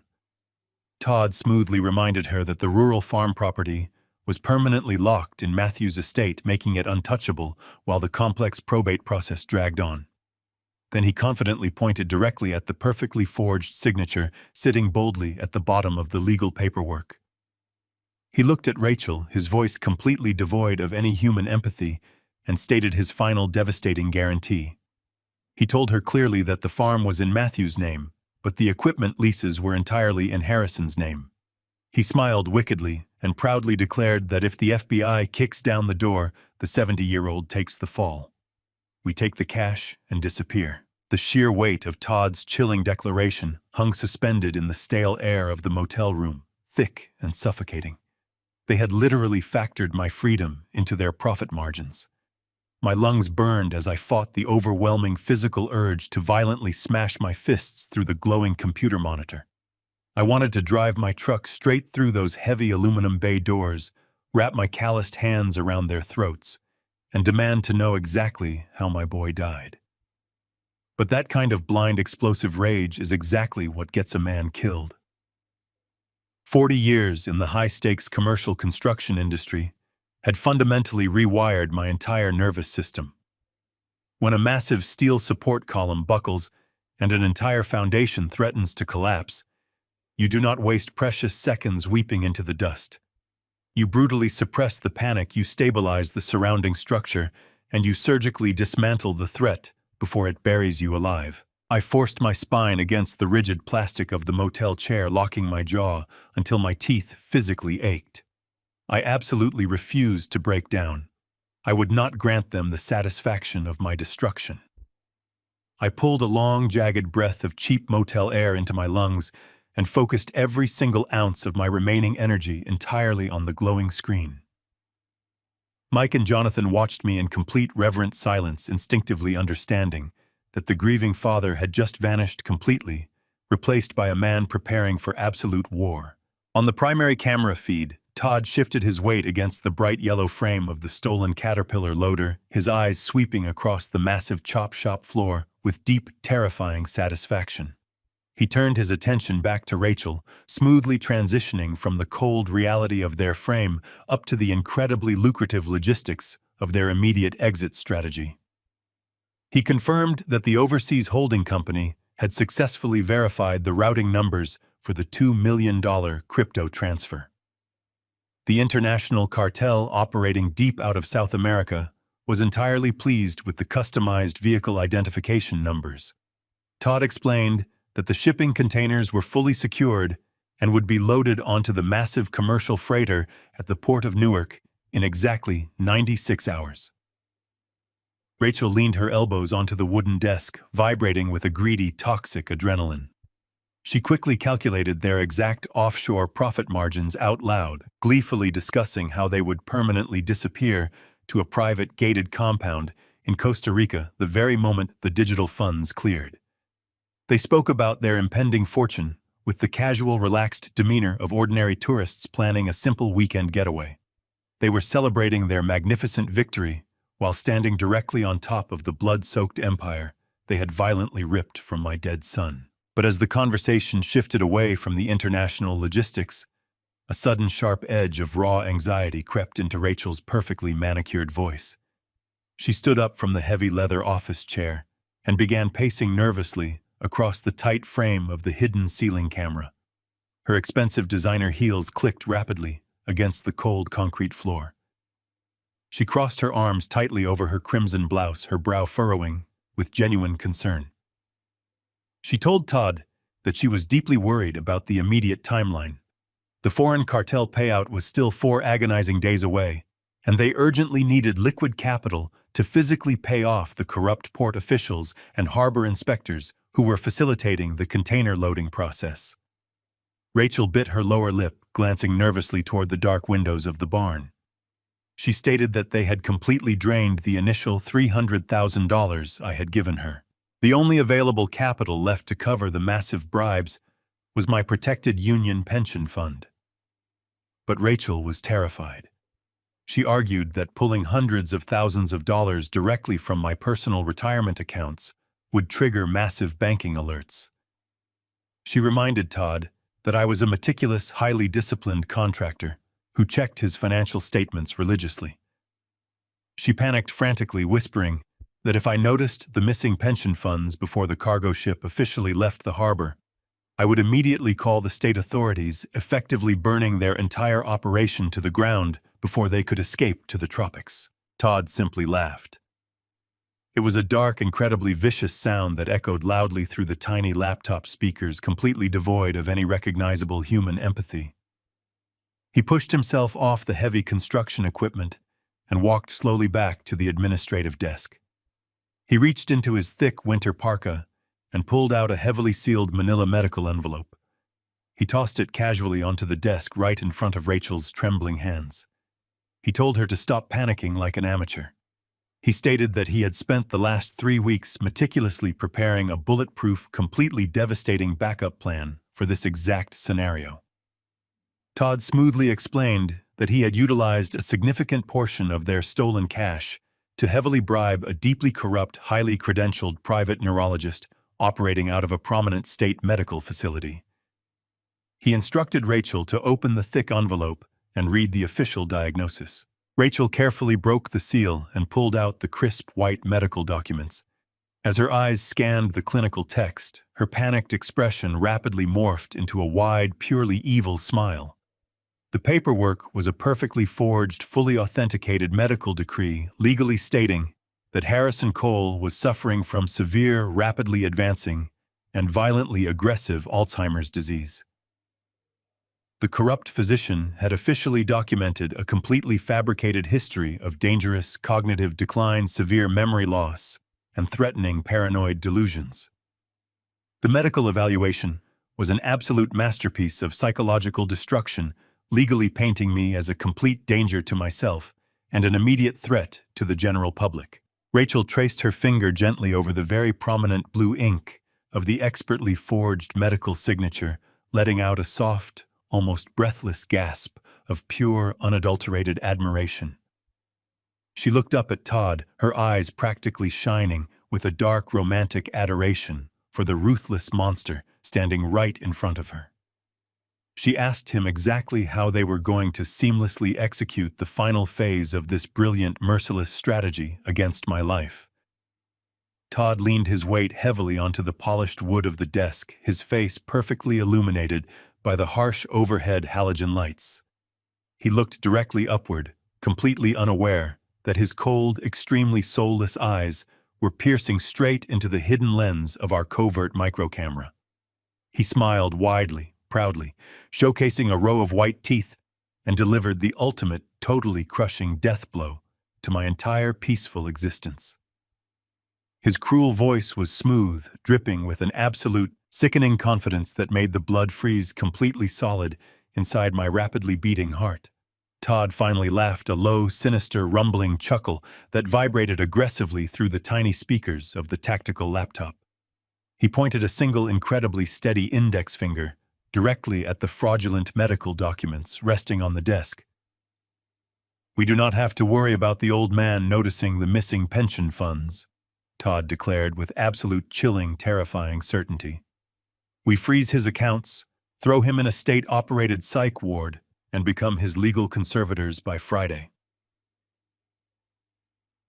The absolute magnitude of that deeply depraved statement hung suspended in the stale, suffocating air of the tiny motel room. They were not merely satisfied with stealing my entire life savings or dismantling my unblemished professional reputation. They were actively conspiring to strip away my basic human autonomy legally, declaring me insane and locking me away in a heavily medicated nightmare for the rest of my natural existence. The breathtaking cruelty of their meticulous plan washed over me in freezing, heavy waves. I stared at the bright screen of the tactical laptop, watching Rachel smile back at Todd with pure, unadulterated adoration. She did not display a single trace of hesitation or moral conflict. The woman I had graciously welcomed into my home, the grieving widow I had held, while she openly wept over my son's grave, was enthusiastically celebrating the impending theft of my freedom. Beside me, Jonathan Pierce let out a sharp, ragged breath, his legal mind clearly struggling to process the profound depth of their malice. Mike Russo remained perfectly still, his hardened features carved out of solid stone, his eyes locked on the live video feed. I gripped the fragile plastic edges of the cheap folding table until my knuckles burned with sharp agony. Every single fiber of my aging body vibrated with a raw, explosive fury that I had never experienced before in my entire life. I wanted to violently tear the computer monitor directly off the desk. I wanted to smash through the heavy aluminum bay doors of my own workshop and wrap my calloused hands around their throats. But the deeply ingrained discipline of 40 years in the commercial construction industry clamped down heavily on my fracturing psyche. When you are tasked with safely demolishing a collapsing concrete structure, you do not recklessly swing a sledgehammer into the primary load-bearing walls. You strategically analyze the structural weaknesses, you systematically isolate the core foundation, and you meticulously orchestrate the complete collapse exactly on your own terms. I violently suppressed the suffocating bile rising in my throat and forced my burning eyes to remain completely focused on the high-definition digital feed. I absolutely refused to look away from the monsters who had brutally executed my only child. On the crystal-clear digital broadcast, the atmosphere inside the brightly lit administrative office suddenly shifted. The cold, highly methodical discussion regarding the lucrative international shipping logistics and my impending psychiatric incarceration dissolved into something far more intimately sinister. Todd slowly pushed his heavy weight away from the polished wooden surface of Matthew's old desk. He took a deliberate, measured step toward Rachel, his towering frame completely dominating the tight camera angle. The harsh, incredibly bright glare of the industrial halogen lights cast long, jagged shadows across the cold concrete floor. Todd reached a heavy, gloved hand deep into the dark interior pocket of his thick winter parka. He withdrew his hand slowly, keeping his fingers tightly curled shut around a small, concealed object. Rachel tilted her head, her perfectly manicured features lighting up with genuine, highly enthusiastic curiosity. She eagerly stepped closer to him, her expensive leather boots clicking sharply against the hard floor. She playfully asked him if he had finally managed to retrieve the special collateral they had previously discussed. Todd offered her a wide, deeply arrogant grin that fundamentally twisted his face into a terrifying mask of pure evil. He slowly opened his closed fist, extending his broad palm directly under the incredibly bright, unflinching beam of the overhead light. Resting innocuously in the very center of his calloused palm was a stunning, impeccably preserved piece of vintage jewelry. The brilliant, flawlessly cut gemstone instantly caught the harsh artificial light, casting a vibrant, mesmerizing array of deep shimmering green reflections across the cluttered administrative desk. It was an intricately designed, custom-crafted ring, completely surrounded by a delicate, highly detailed halo of flawless, brilliant cut diamonds. I stopped breathing. The air forcefully vacated my burning lungs. The entire motel room started to spin violently around my seated body. My heart slammed aggressively against my ribs, beating with a frantic, completely erratic rhythm that threatened to break my chest wide open. I recognized that magnificent, incredibly unique piece of jewelry instantly. It was the exact same vintage emerald ring that I had personally placed onto my late wife's finger over 45 years ago. I had spent 6 grueling months working grueling double shifts on a massive commercial roofing project just to afford that highly specific, deeply treasured gemstone. When my beautiful wife tragically passed away, I had lovingly passed that precious family heirloom down to my only son, explicitly instructing Matthew to give it to the woman he truly wanted to spend the rest of his natural life with. When Matthew joyfully placed that emerald ring on Rachel's finger, I had foolishly believed our family legacy was permanently secured. Following the horrific, devastating crash, I had desperately asked Rachel if the police investigators had managed to recover the sentimental piece of jewelry from the deeply frozen wreckage. She had looked me directly in the eyes, crying hysterical, broken tears, and solemnly sworn that the precious ring had been completely lost in the violent, incredibly fiery destruction of the shattered truck. That absolute, unforgivable lie now sat gleaming brightly on the screen right in front of me. The ring had never been lost in the frozen rocky ravine. It had never been tragically incinerated in the twisted, burning metal of my son's destroyed vehicle. Todd had personally stripped that priceless, highly sentimental family heirloom directly from my dead son's cold, lifeless body before the Rural Highway Patrol authorities ever arrived at the remote accident scene. He had kept it safely hidden away like a sick, incredibly morbid trophy of his successful assassination. Rachel stared greedily down at the beautiful, shining emerald, letting out a soft, highly excited gasp of pure delight. She eagerly extended her left hand toward her murderous lover, her fingers trembling slightly with intense, completely unadulterated anticipation. She did not display a single ounce of grief, guilt, or moral hesitation. She was happily accepting the stolen, heavily blood-stained ring of her brutally murdered husband from the very man who had violently orchestrated his deeply tragic death. Todd gently picked up the emerald ring between his thick fingers. He slowly, deliberately slipped the magnificent piece of jewelry onto Rachel's extended finger. They paused to admire the brilliant, deep green gemstone gleaming brightly under the harsh industrial lighting. Todd let out a low, incredibly dark, and completely humorless laugh that aggressively rattled the tiny internal speakers of the tactical laptop. He leaned forward, wrapping heavy arms around her waist. He looked down into her eyes, his voice dropping into a sinister, deeply terrifying whisper that echoed with absolute clarity through our hidden surveillance microphone. Todd smiled wickedly, devoid of any basic human empathy, and stated his final, utterly soul-crushing confession. Matthew begged me to pull the handbrake while he was bleeding out. I just turned up the radio. The digital screen instantly went black. I turned off the monitor.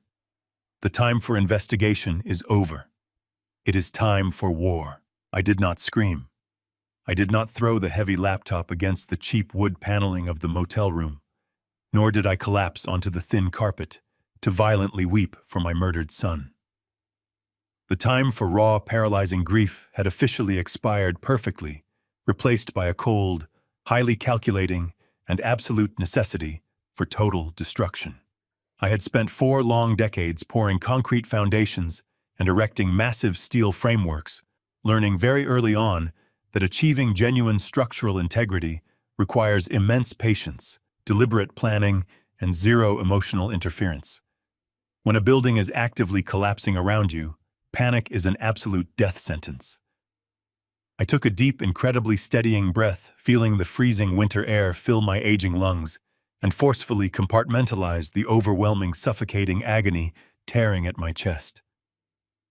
Jonathan Pierce and Mike Russo watched me in absolute, highly respectful silence, silently waiting for my definitive command. I stared at the dark computer monitor, firmly locking the haunting memory of my late wife's vintage emerald ring deep inside my mind, and I simply nodded. We immediately went to work.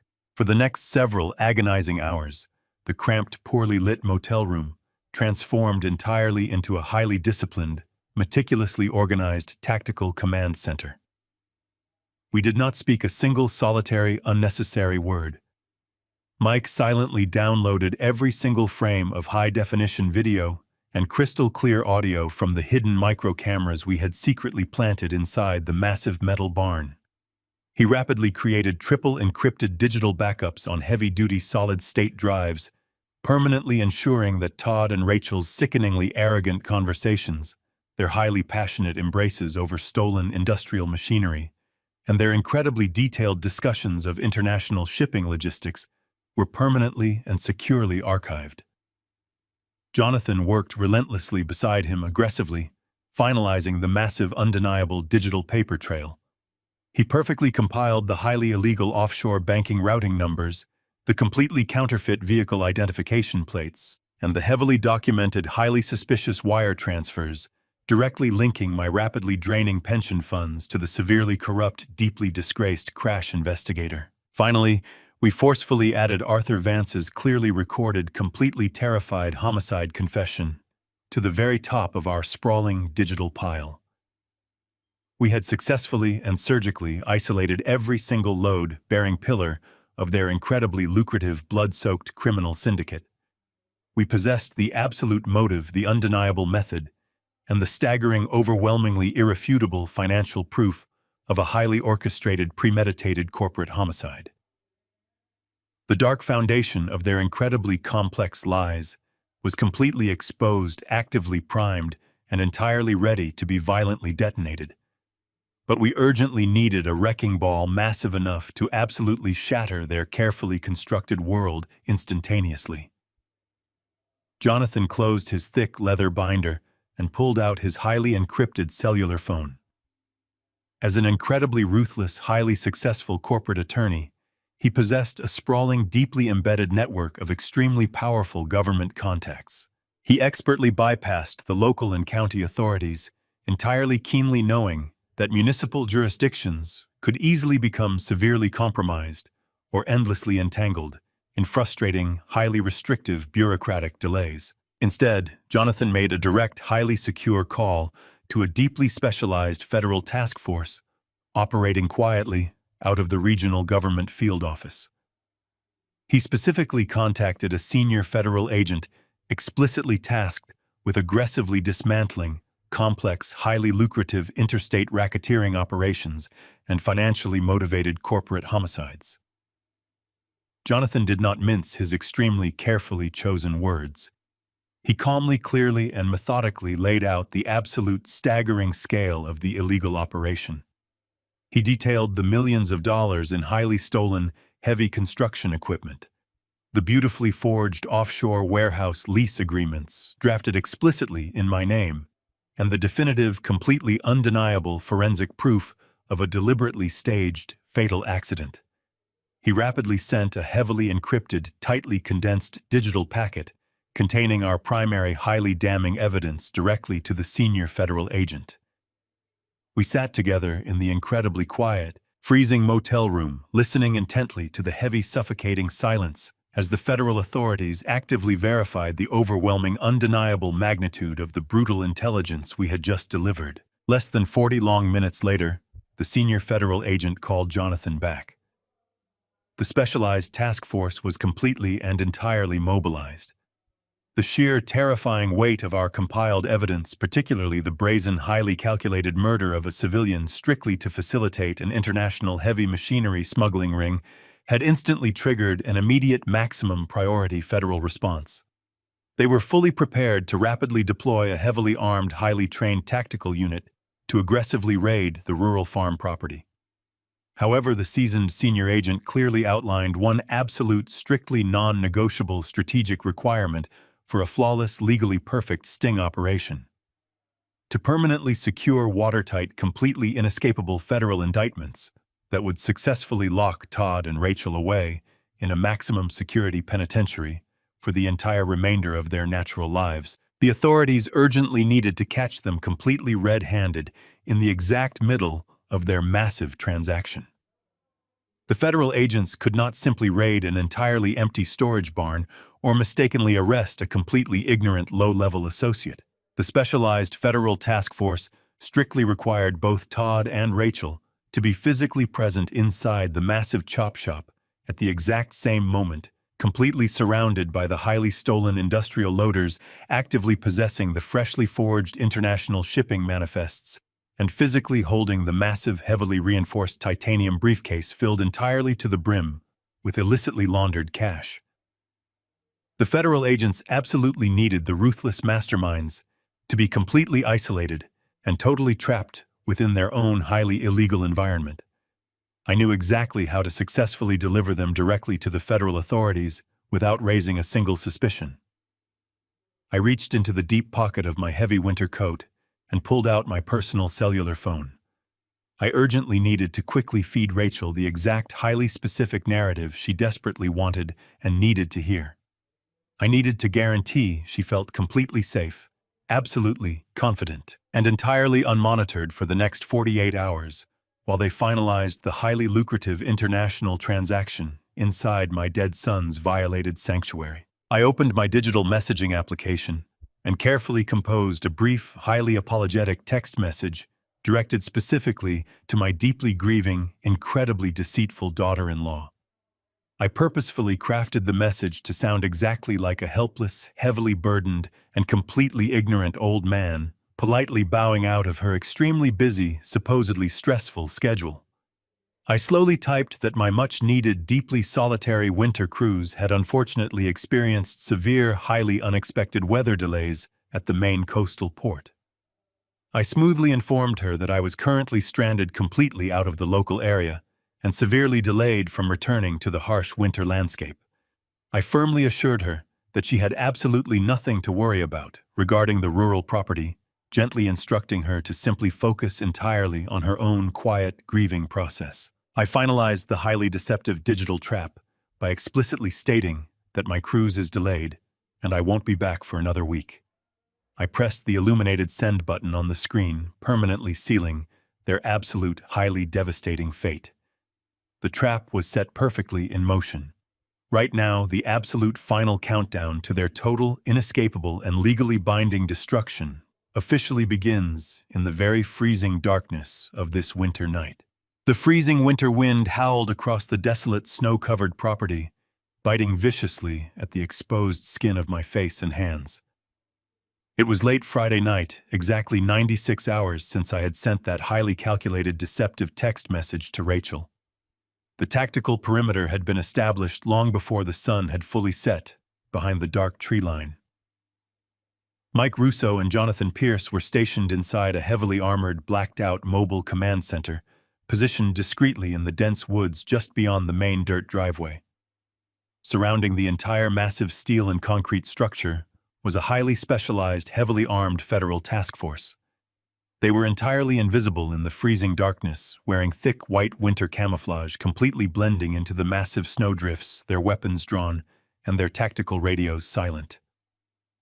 They were waiting patiently for my precise, predetermined signal. I stood alone near the edge of the woodline, staring directly at the brightly lit frosted windows of the massive metal barn I had personally built with my murdered son.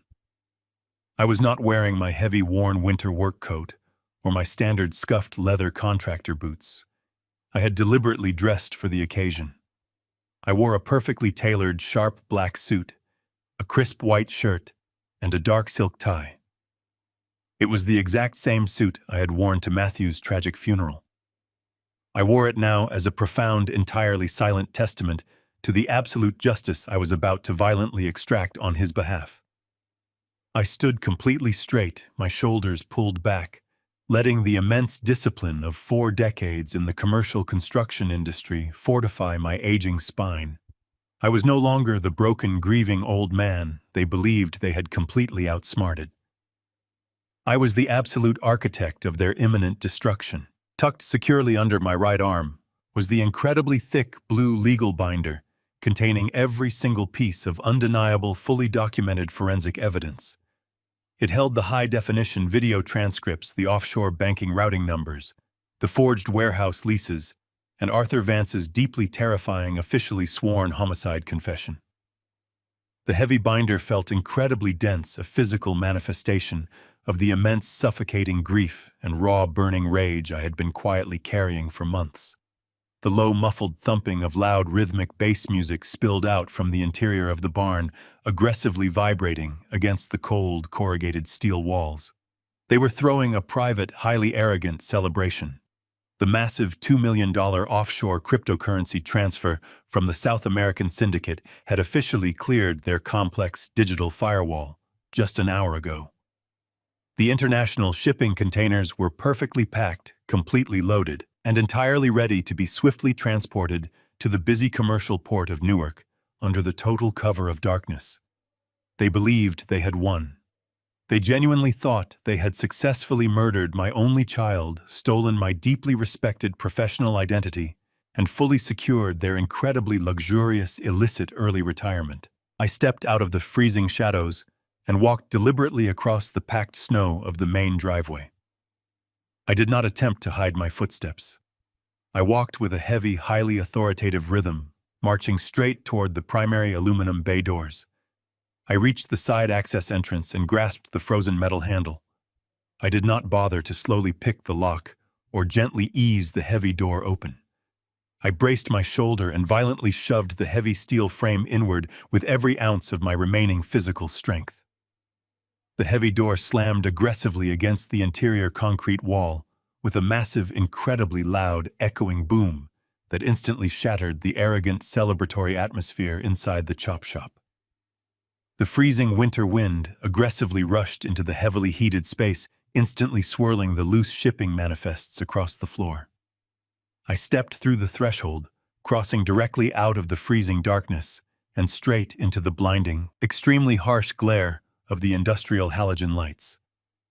I stood completely still in the doorway, blocking their only primary exit, radiating an absolute, deeply chilling authority that immediately sucked all the oxygen out of the room. Todd and Rachel were standing near the front grille of a massive, heavily stolen black SUV that was currently parked directly in the center of the concrete floor.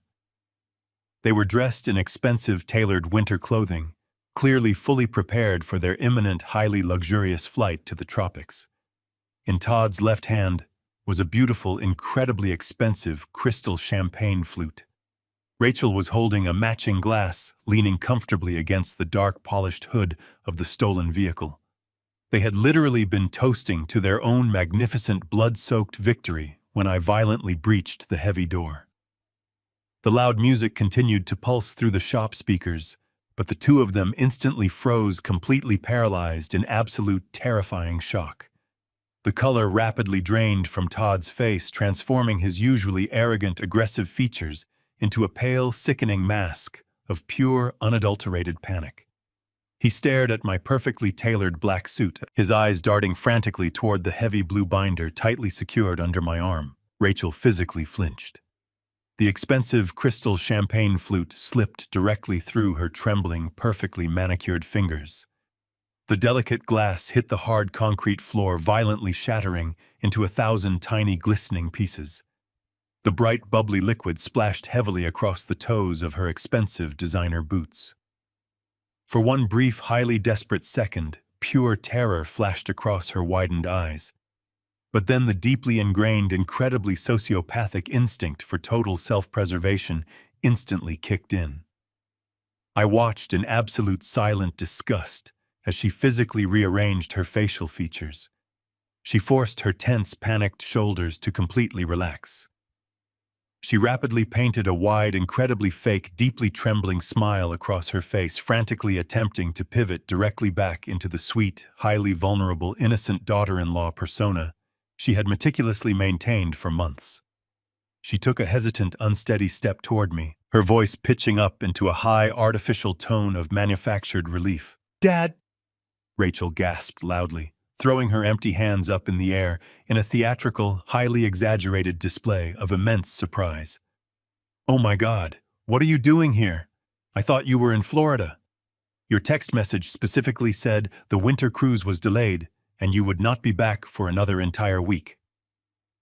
She let out a short, breathless laugh, glancing nervously at Todd, before looking back at my completely hardened, entirely stoic face. "You completely startled us. We were just down here finalizing some of Matthew's old, confusing shipping logistics before we packed up the office." She took another slow, calculated step toward me, her fake smile trembling violently at the edges. "Why are you wearing a suit, Dad? Are you okay?" I did not speak a single word. I did not acknowledge her pathetic, highly desperate theatrical performance. I maintained absolute, terrifying eye contact, my gaze burning with a cold, completely unforgiving wrath. I walked slowly, deliberately past Todd's paralyzed, trembling frame. I approached the front of the stolen black SUV. I raised my right arm and simply dropped the massive, thick blue binder directly onto the polished metal hood. The heavy legal document landed with a massive, booming thud that completely silenced the room. The heavy blue binder sat there like a ticking bomb. Todd stared at it, his chest heaving before his greedy hands reached out to slowly flip open the thick cover. He looked down at the very first page.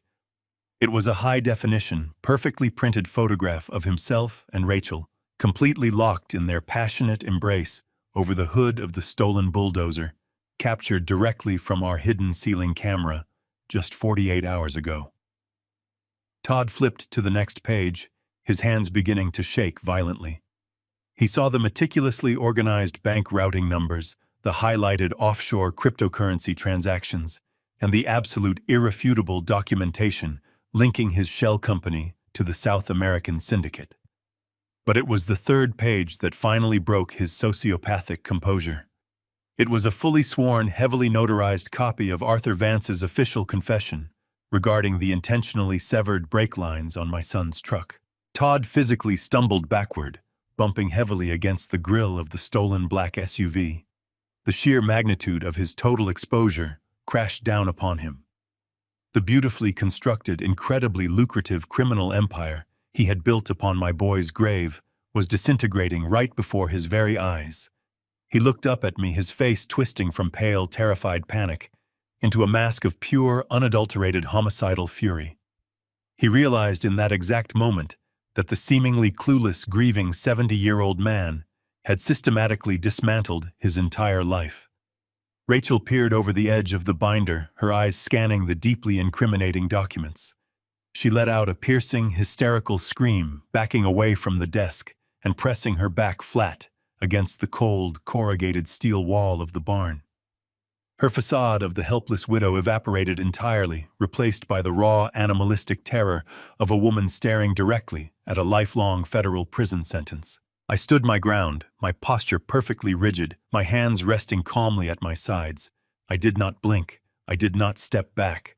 I looked at the man who had ordered the brutal execution of my son, and I spoke with a quiet, lethal authority that echoed deeply in the freezing, cavernous space.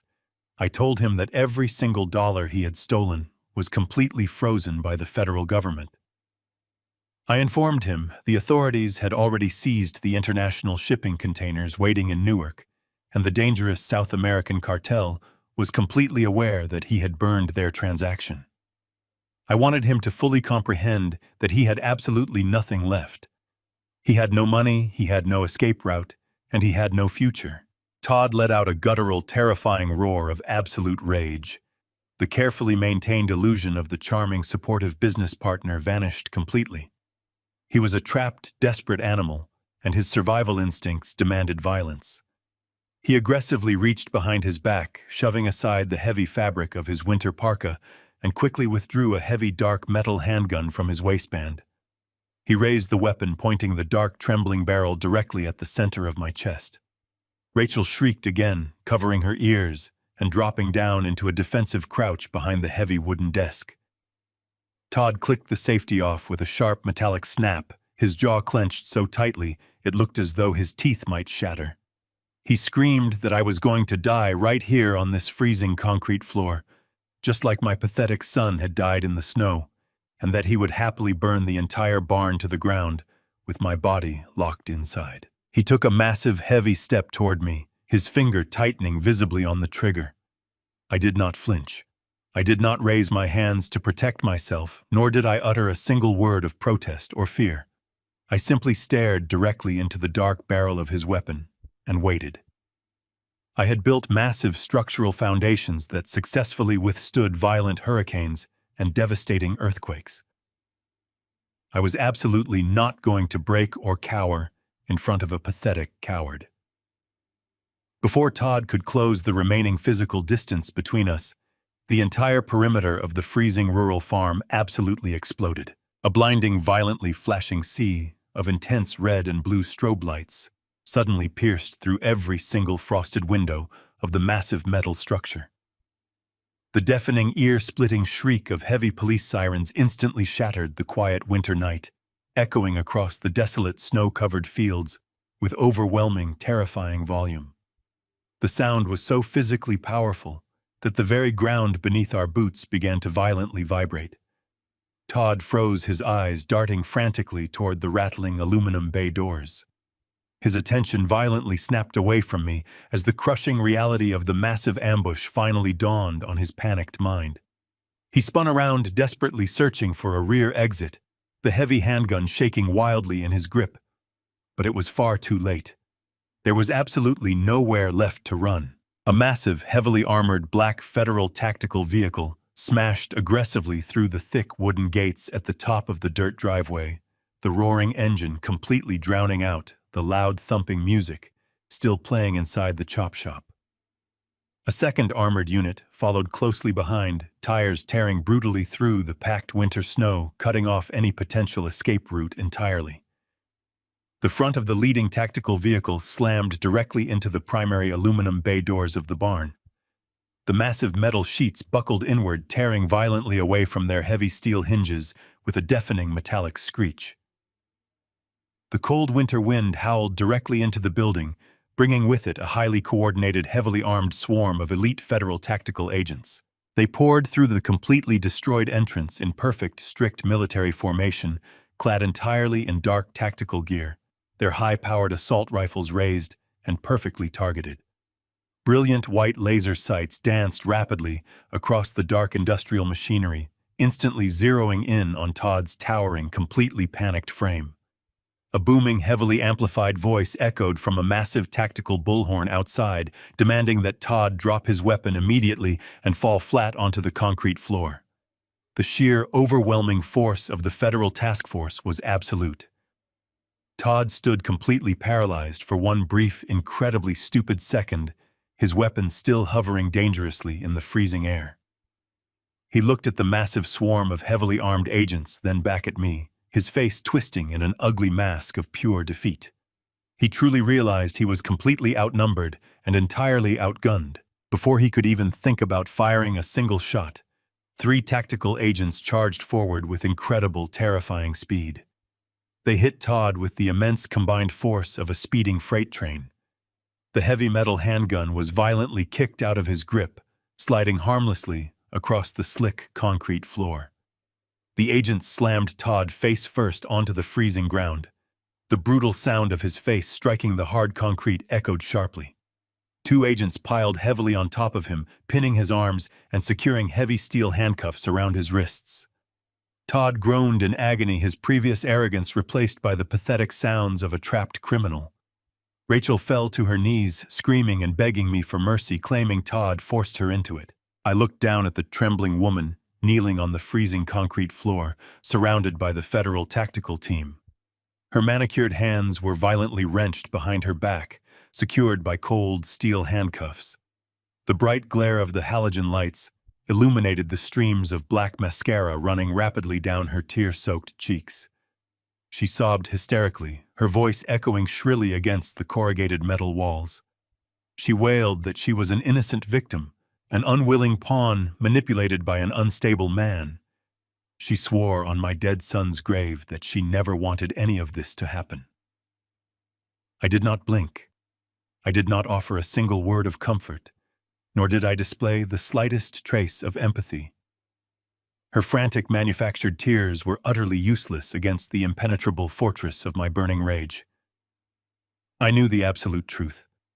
I had spent agonizing hours watching the hidden surveillance footage, listening to her calculate offshore profit margins, and enthusiastically plan my psychiatric incarceration. I walked slowly, my posture straight, my polished shoes clicking rhythmically against the slick floor until I stood directly in front of her kneeling frame. The federal agents instinctively stepped back quietly, granting me the undisputed authority of this devastating moment. I did not scream. I simply reached down firmly, grabbing her icy left hand. She let out a sharp gasp, shrinking away from my terrifying silence. Without a single word, I wrapped my calloused fingers around the magnificent gemstone resting on her trembling finger. I forcefully, deliberately pulled the vintage emerald ring straight off her hand. I held the precious family heirloom tightly in my closed fist, feeling the cold metal pressing deeply into my palm. I smoothly slipped the beautiful ring directly into the breast pocket of my tailored black suit, safely returning my late wife's most treasured possession to the exact place where it belonged, directly over my beating heart. Rachel stared up at me, her eyes wide with absolute realization. She finally understood that her innocent widow persona had utterly failed. Todd was violently dragged up from the hard concrete floor by two tactical agents. His face was bruised, a line of dark blood dripping slowly from his busted lower lip, staining the white collar of his expensive winter shirt. His hands were heavily restrained behind his back, his shoulders pinned awkwardly. He glared at me with pure venom, his dark eyes burning with the absolute raging fury of a severely beaten animal. He aggressively spat a stream of violently profane insults in my direction, desperately attempting to reclaim a fraction of his shattered pride. The lead federal agent, an incredibly imposing man wearing a heavy tactical vest, stepped smoothly between us. He ordered Todd to remain completely silent, his voice vibrating with absolute, unquestionable authority. The senior agent turned his focused gaze directly toward me. I turned my back on the bleeding murderer and walked toward the hood of the stolen black SUV. I placed my right hand onto the perfectly organized blue binder. I slowly opened the cover, revealing the meticulously assembled mountain of undeniable, damning forensic evidence. I carefully extracted the perfectly forged, fraudulent medical documents that falsely declared my severely aggressive cognitive decline. I handed the crisp white papers directly to the lead federal agent. I watched his hardened eyes scan the corrupt psychological evaluation. I then pulled out the fully transcribed and heavily notarized digital confession regarding the intentionally severed brake lines on my son's commercial truck. The federal agent accepted the stack of deadly evidence with a respectful nod. He quietly assured me that the specialized task force possessed absolutely everything they needed to permanently secure multiple, completely inescapable life sentences for both conspirators standing before us.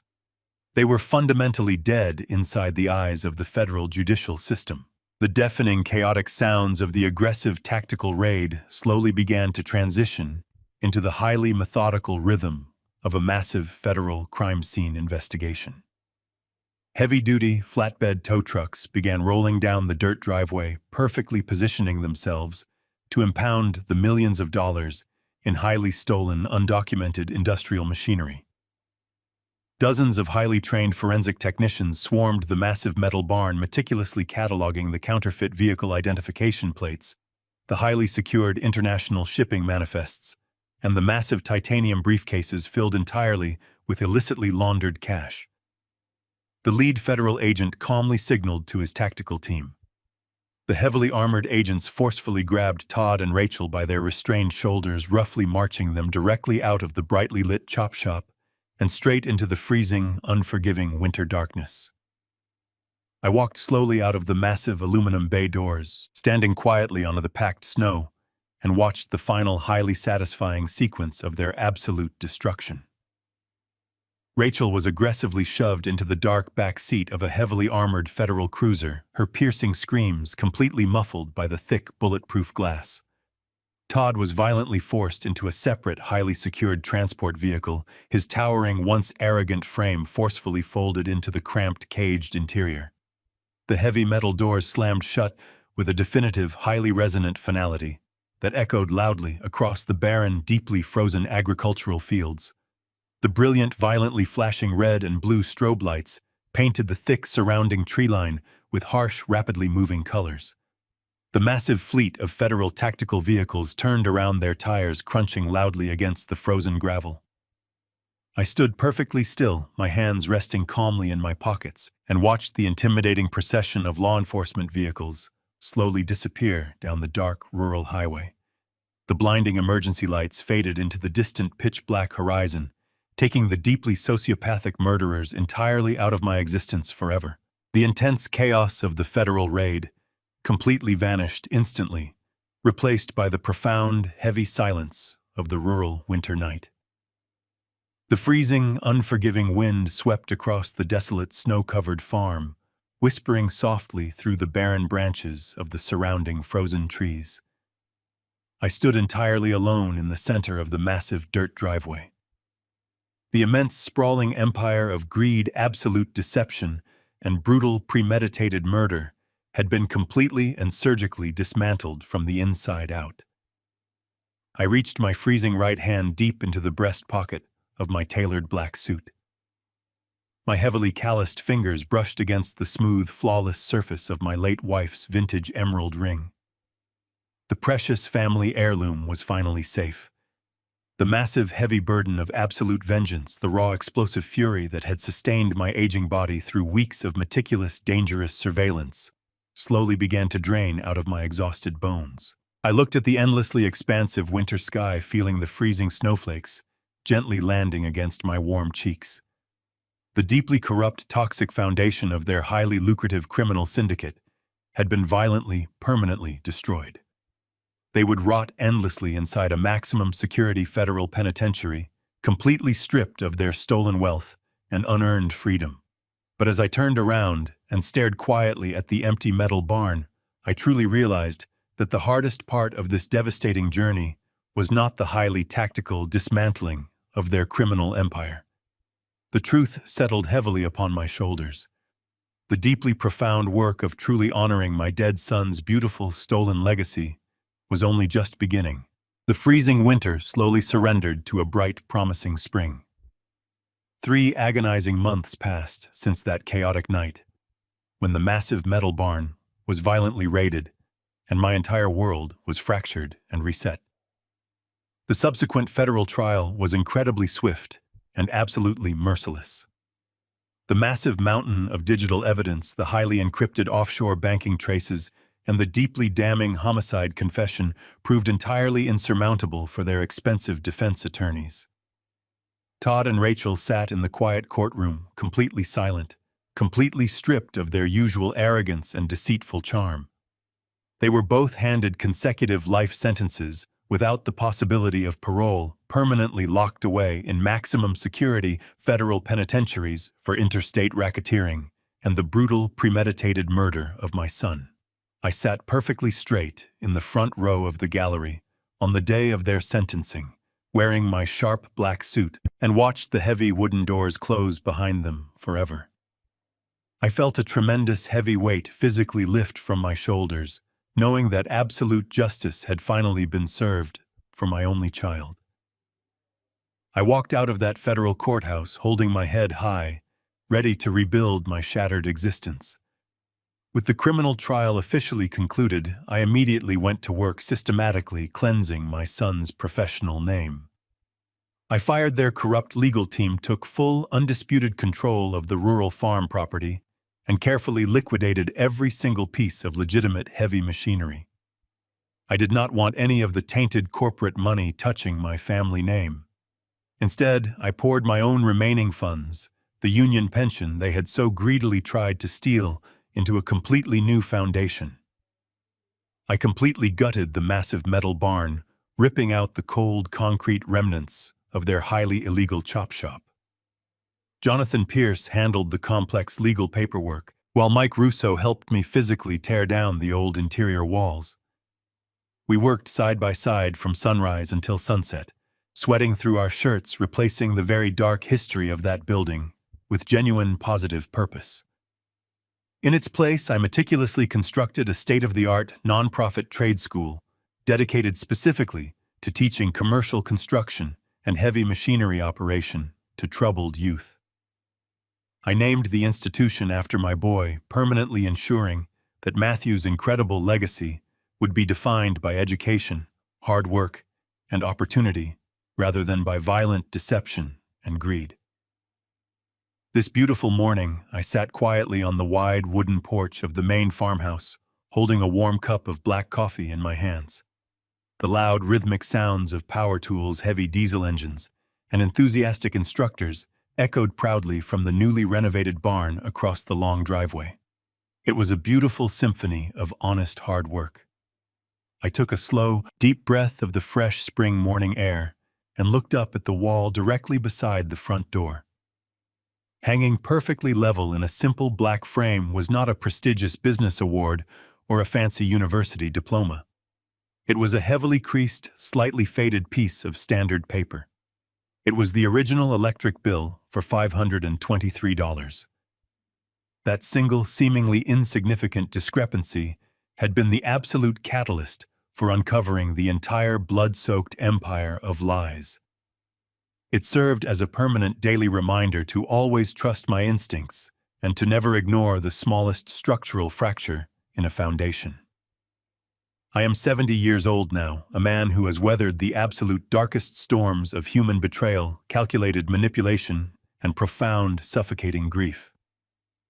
But as I sat there listening to the bright sounds of a new generation building their futures, I felt a deep, profound sense of calm wash over my aging bones.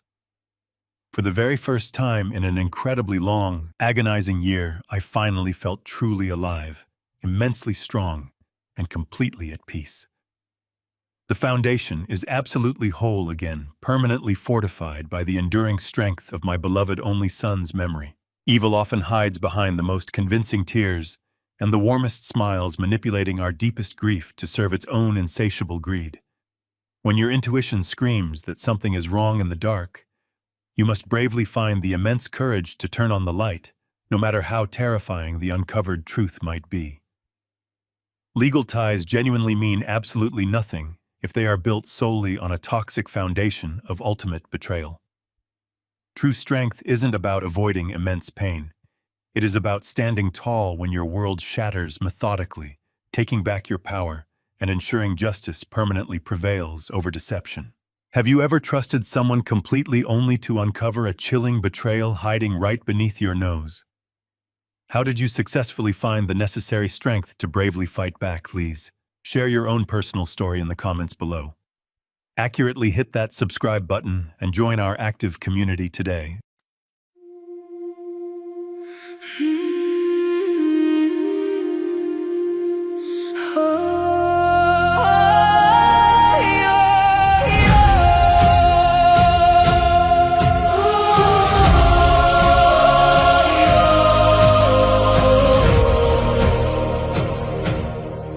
I used to ride upon your shoulders, thinking you could touch the sky. Every road felt less uncertain when I saw the world through your eyes. You were stronger than the mountains, taller than the northern pines. And when the winter winds were coming, you would stand between them and I. Time kept moving like the river, years slipped slowly out to sea. But no matter where life took me, you were always part of me.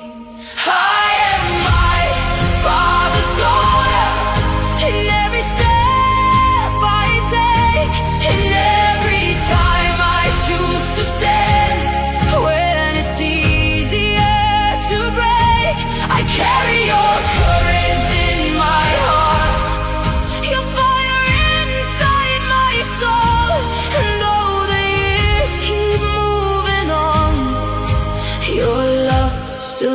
leads me home.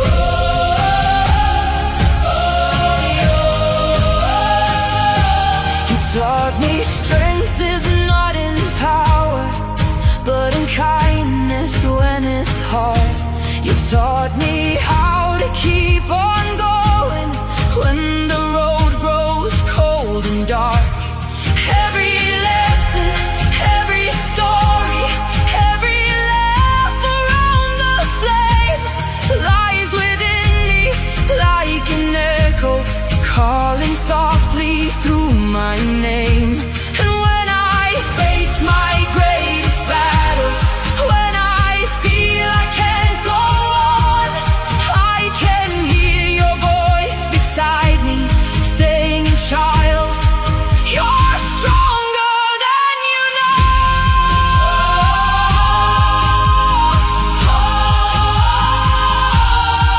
I am my Father's daughter, in every step I take, in every time I choose to stand. When it's easier to break, I carry your courage in my heart, your fire inside my soul. And though the years keep moving on, your love still leads me home.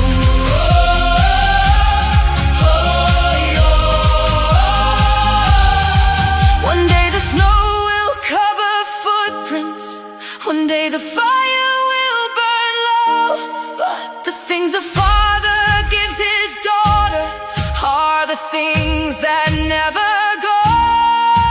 Not the gold or not the stories, not the battles that he won, but the quiet way he loved her and the woman she becomes. I am my Father's daughter, and I always will remain. Through every triumph, every loss, through every joy and every pain, the world may change around me, the stars may fade above, but I will always carry with me my Father's endless love. And when they ask me who I am, I'll smile and answer softly.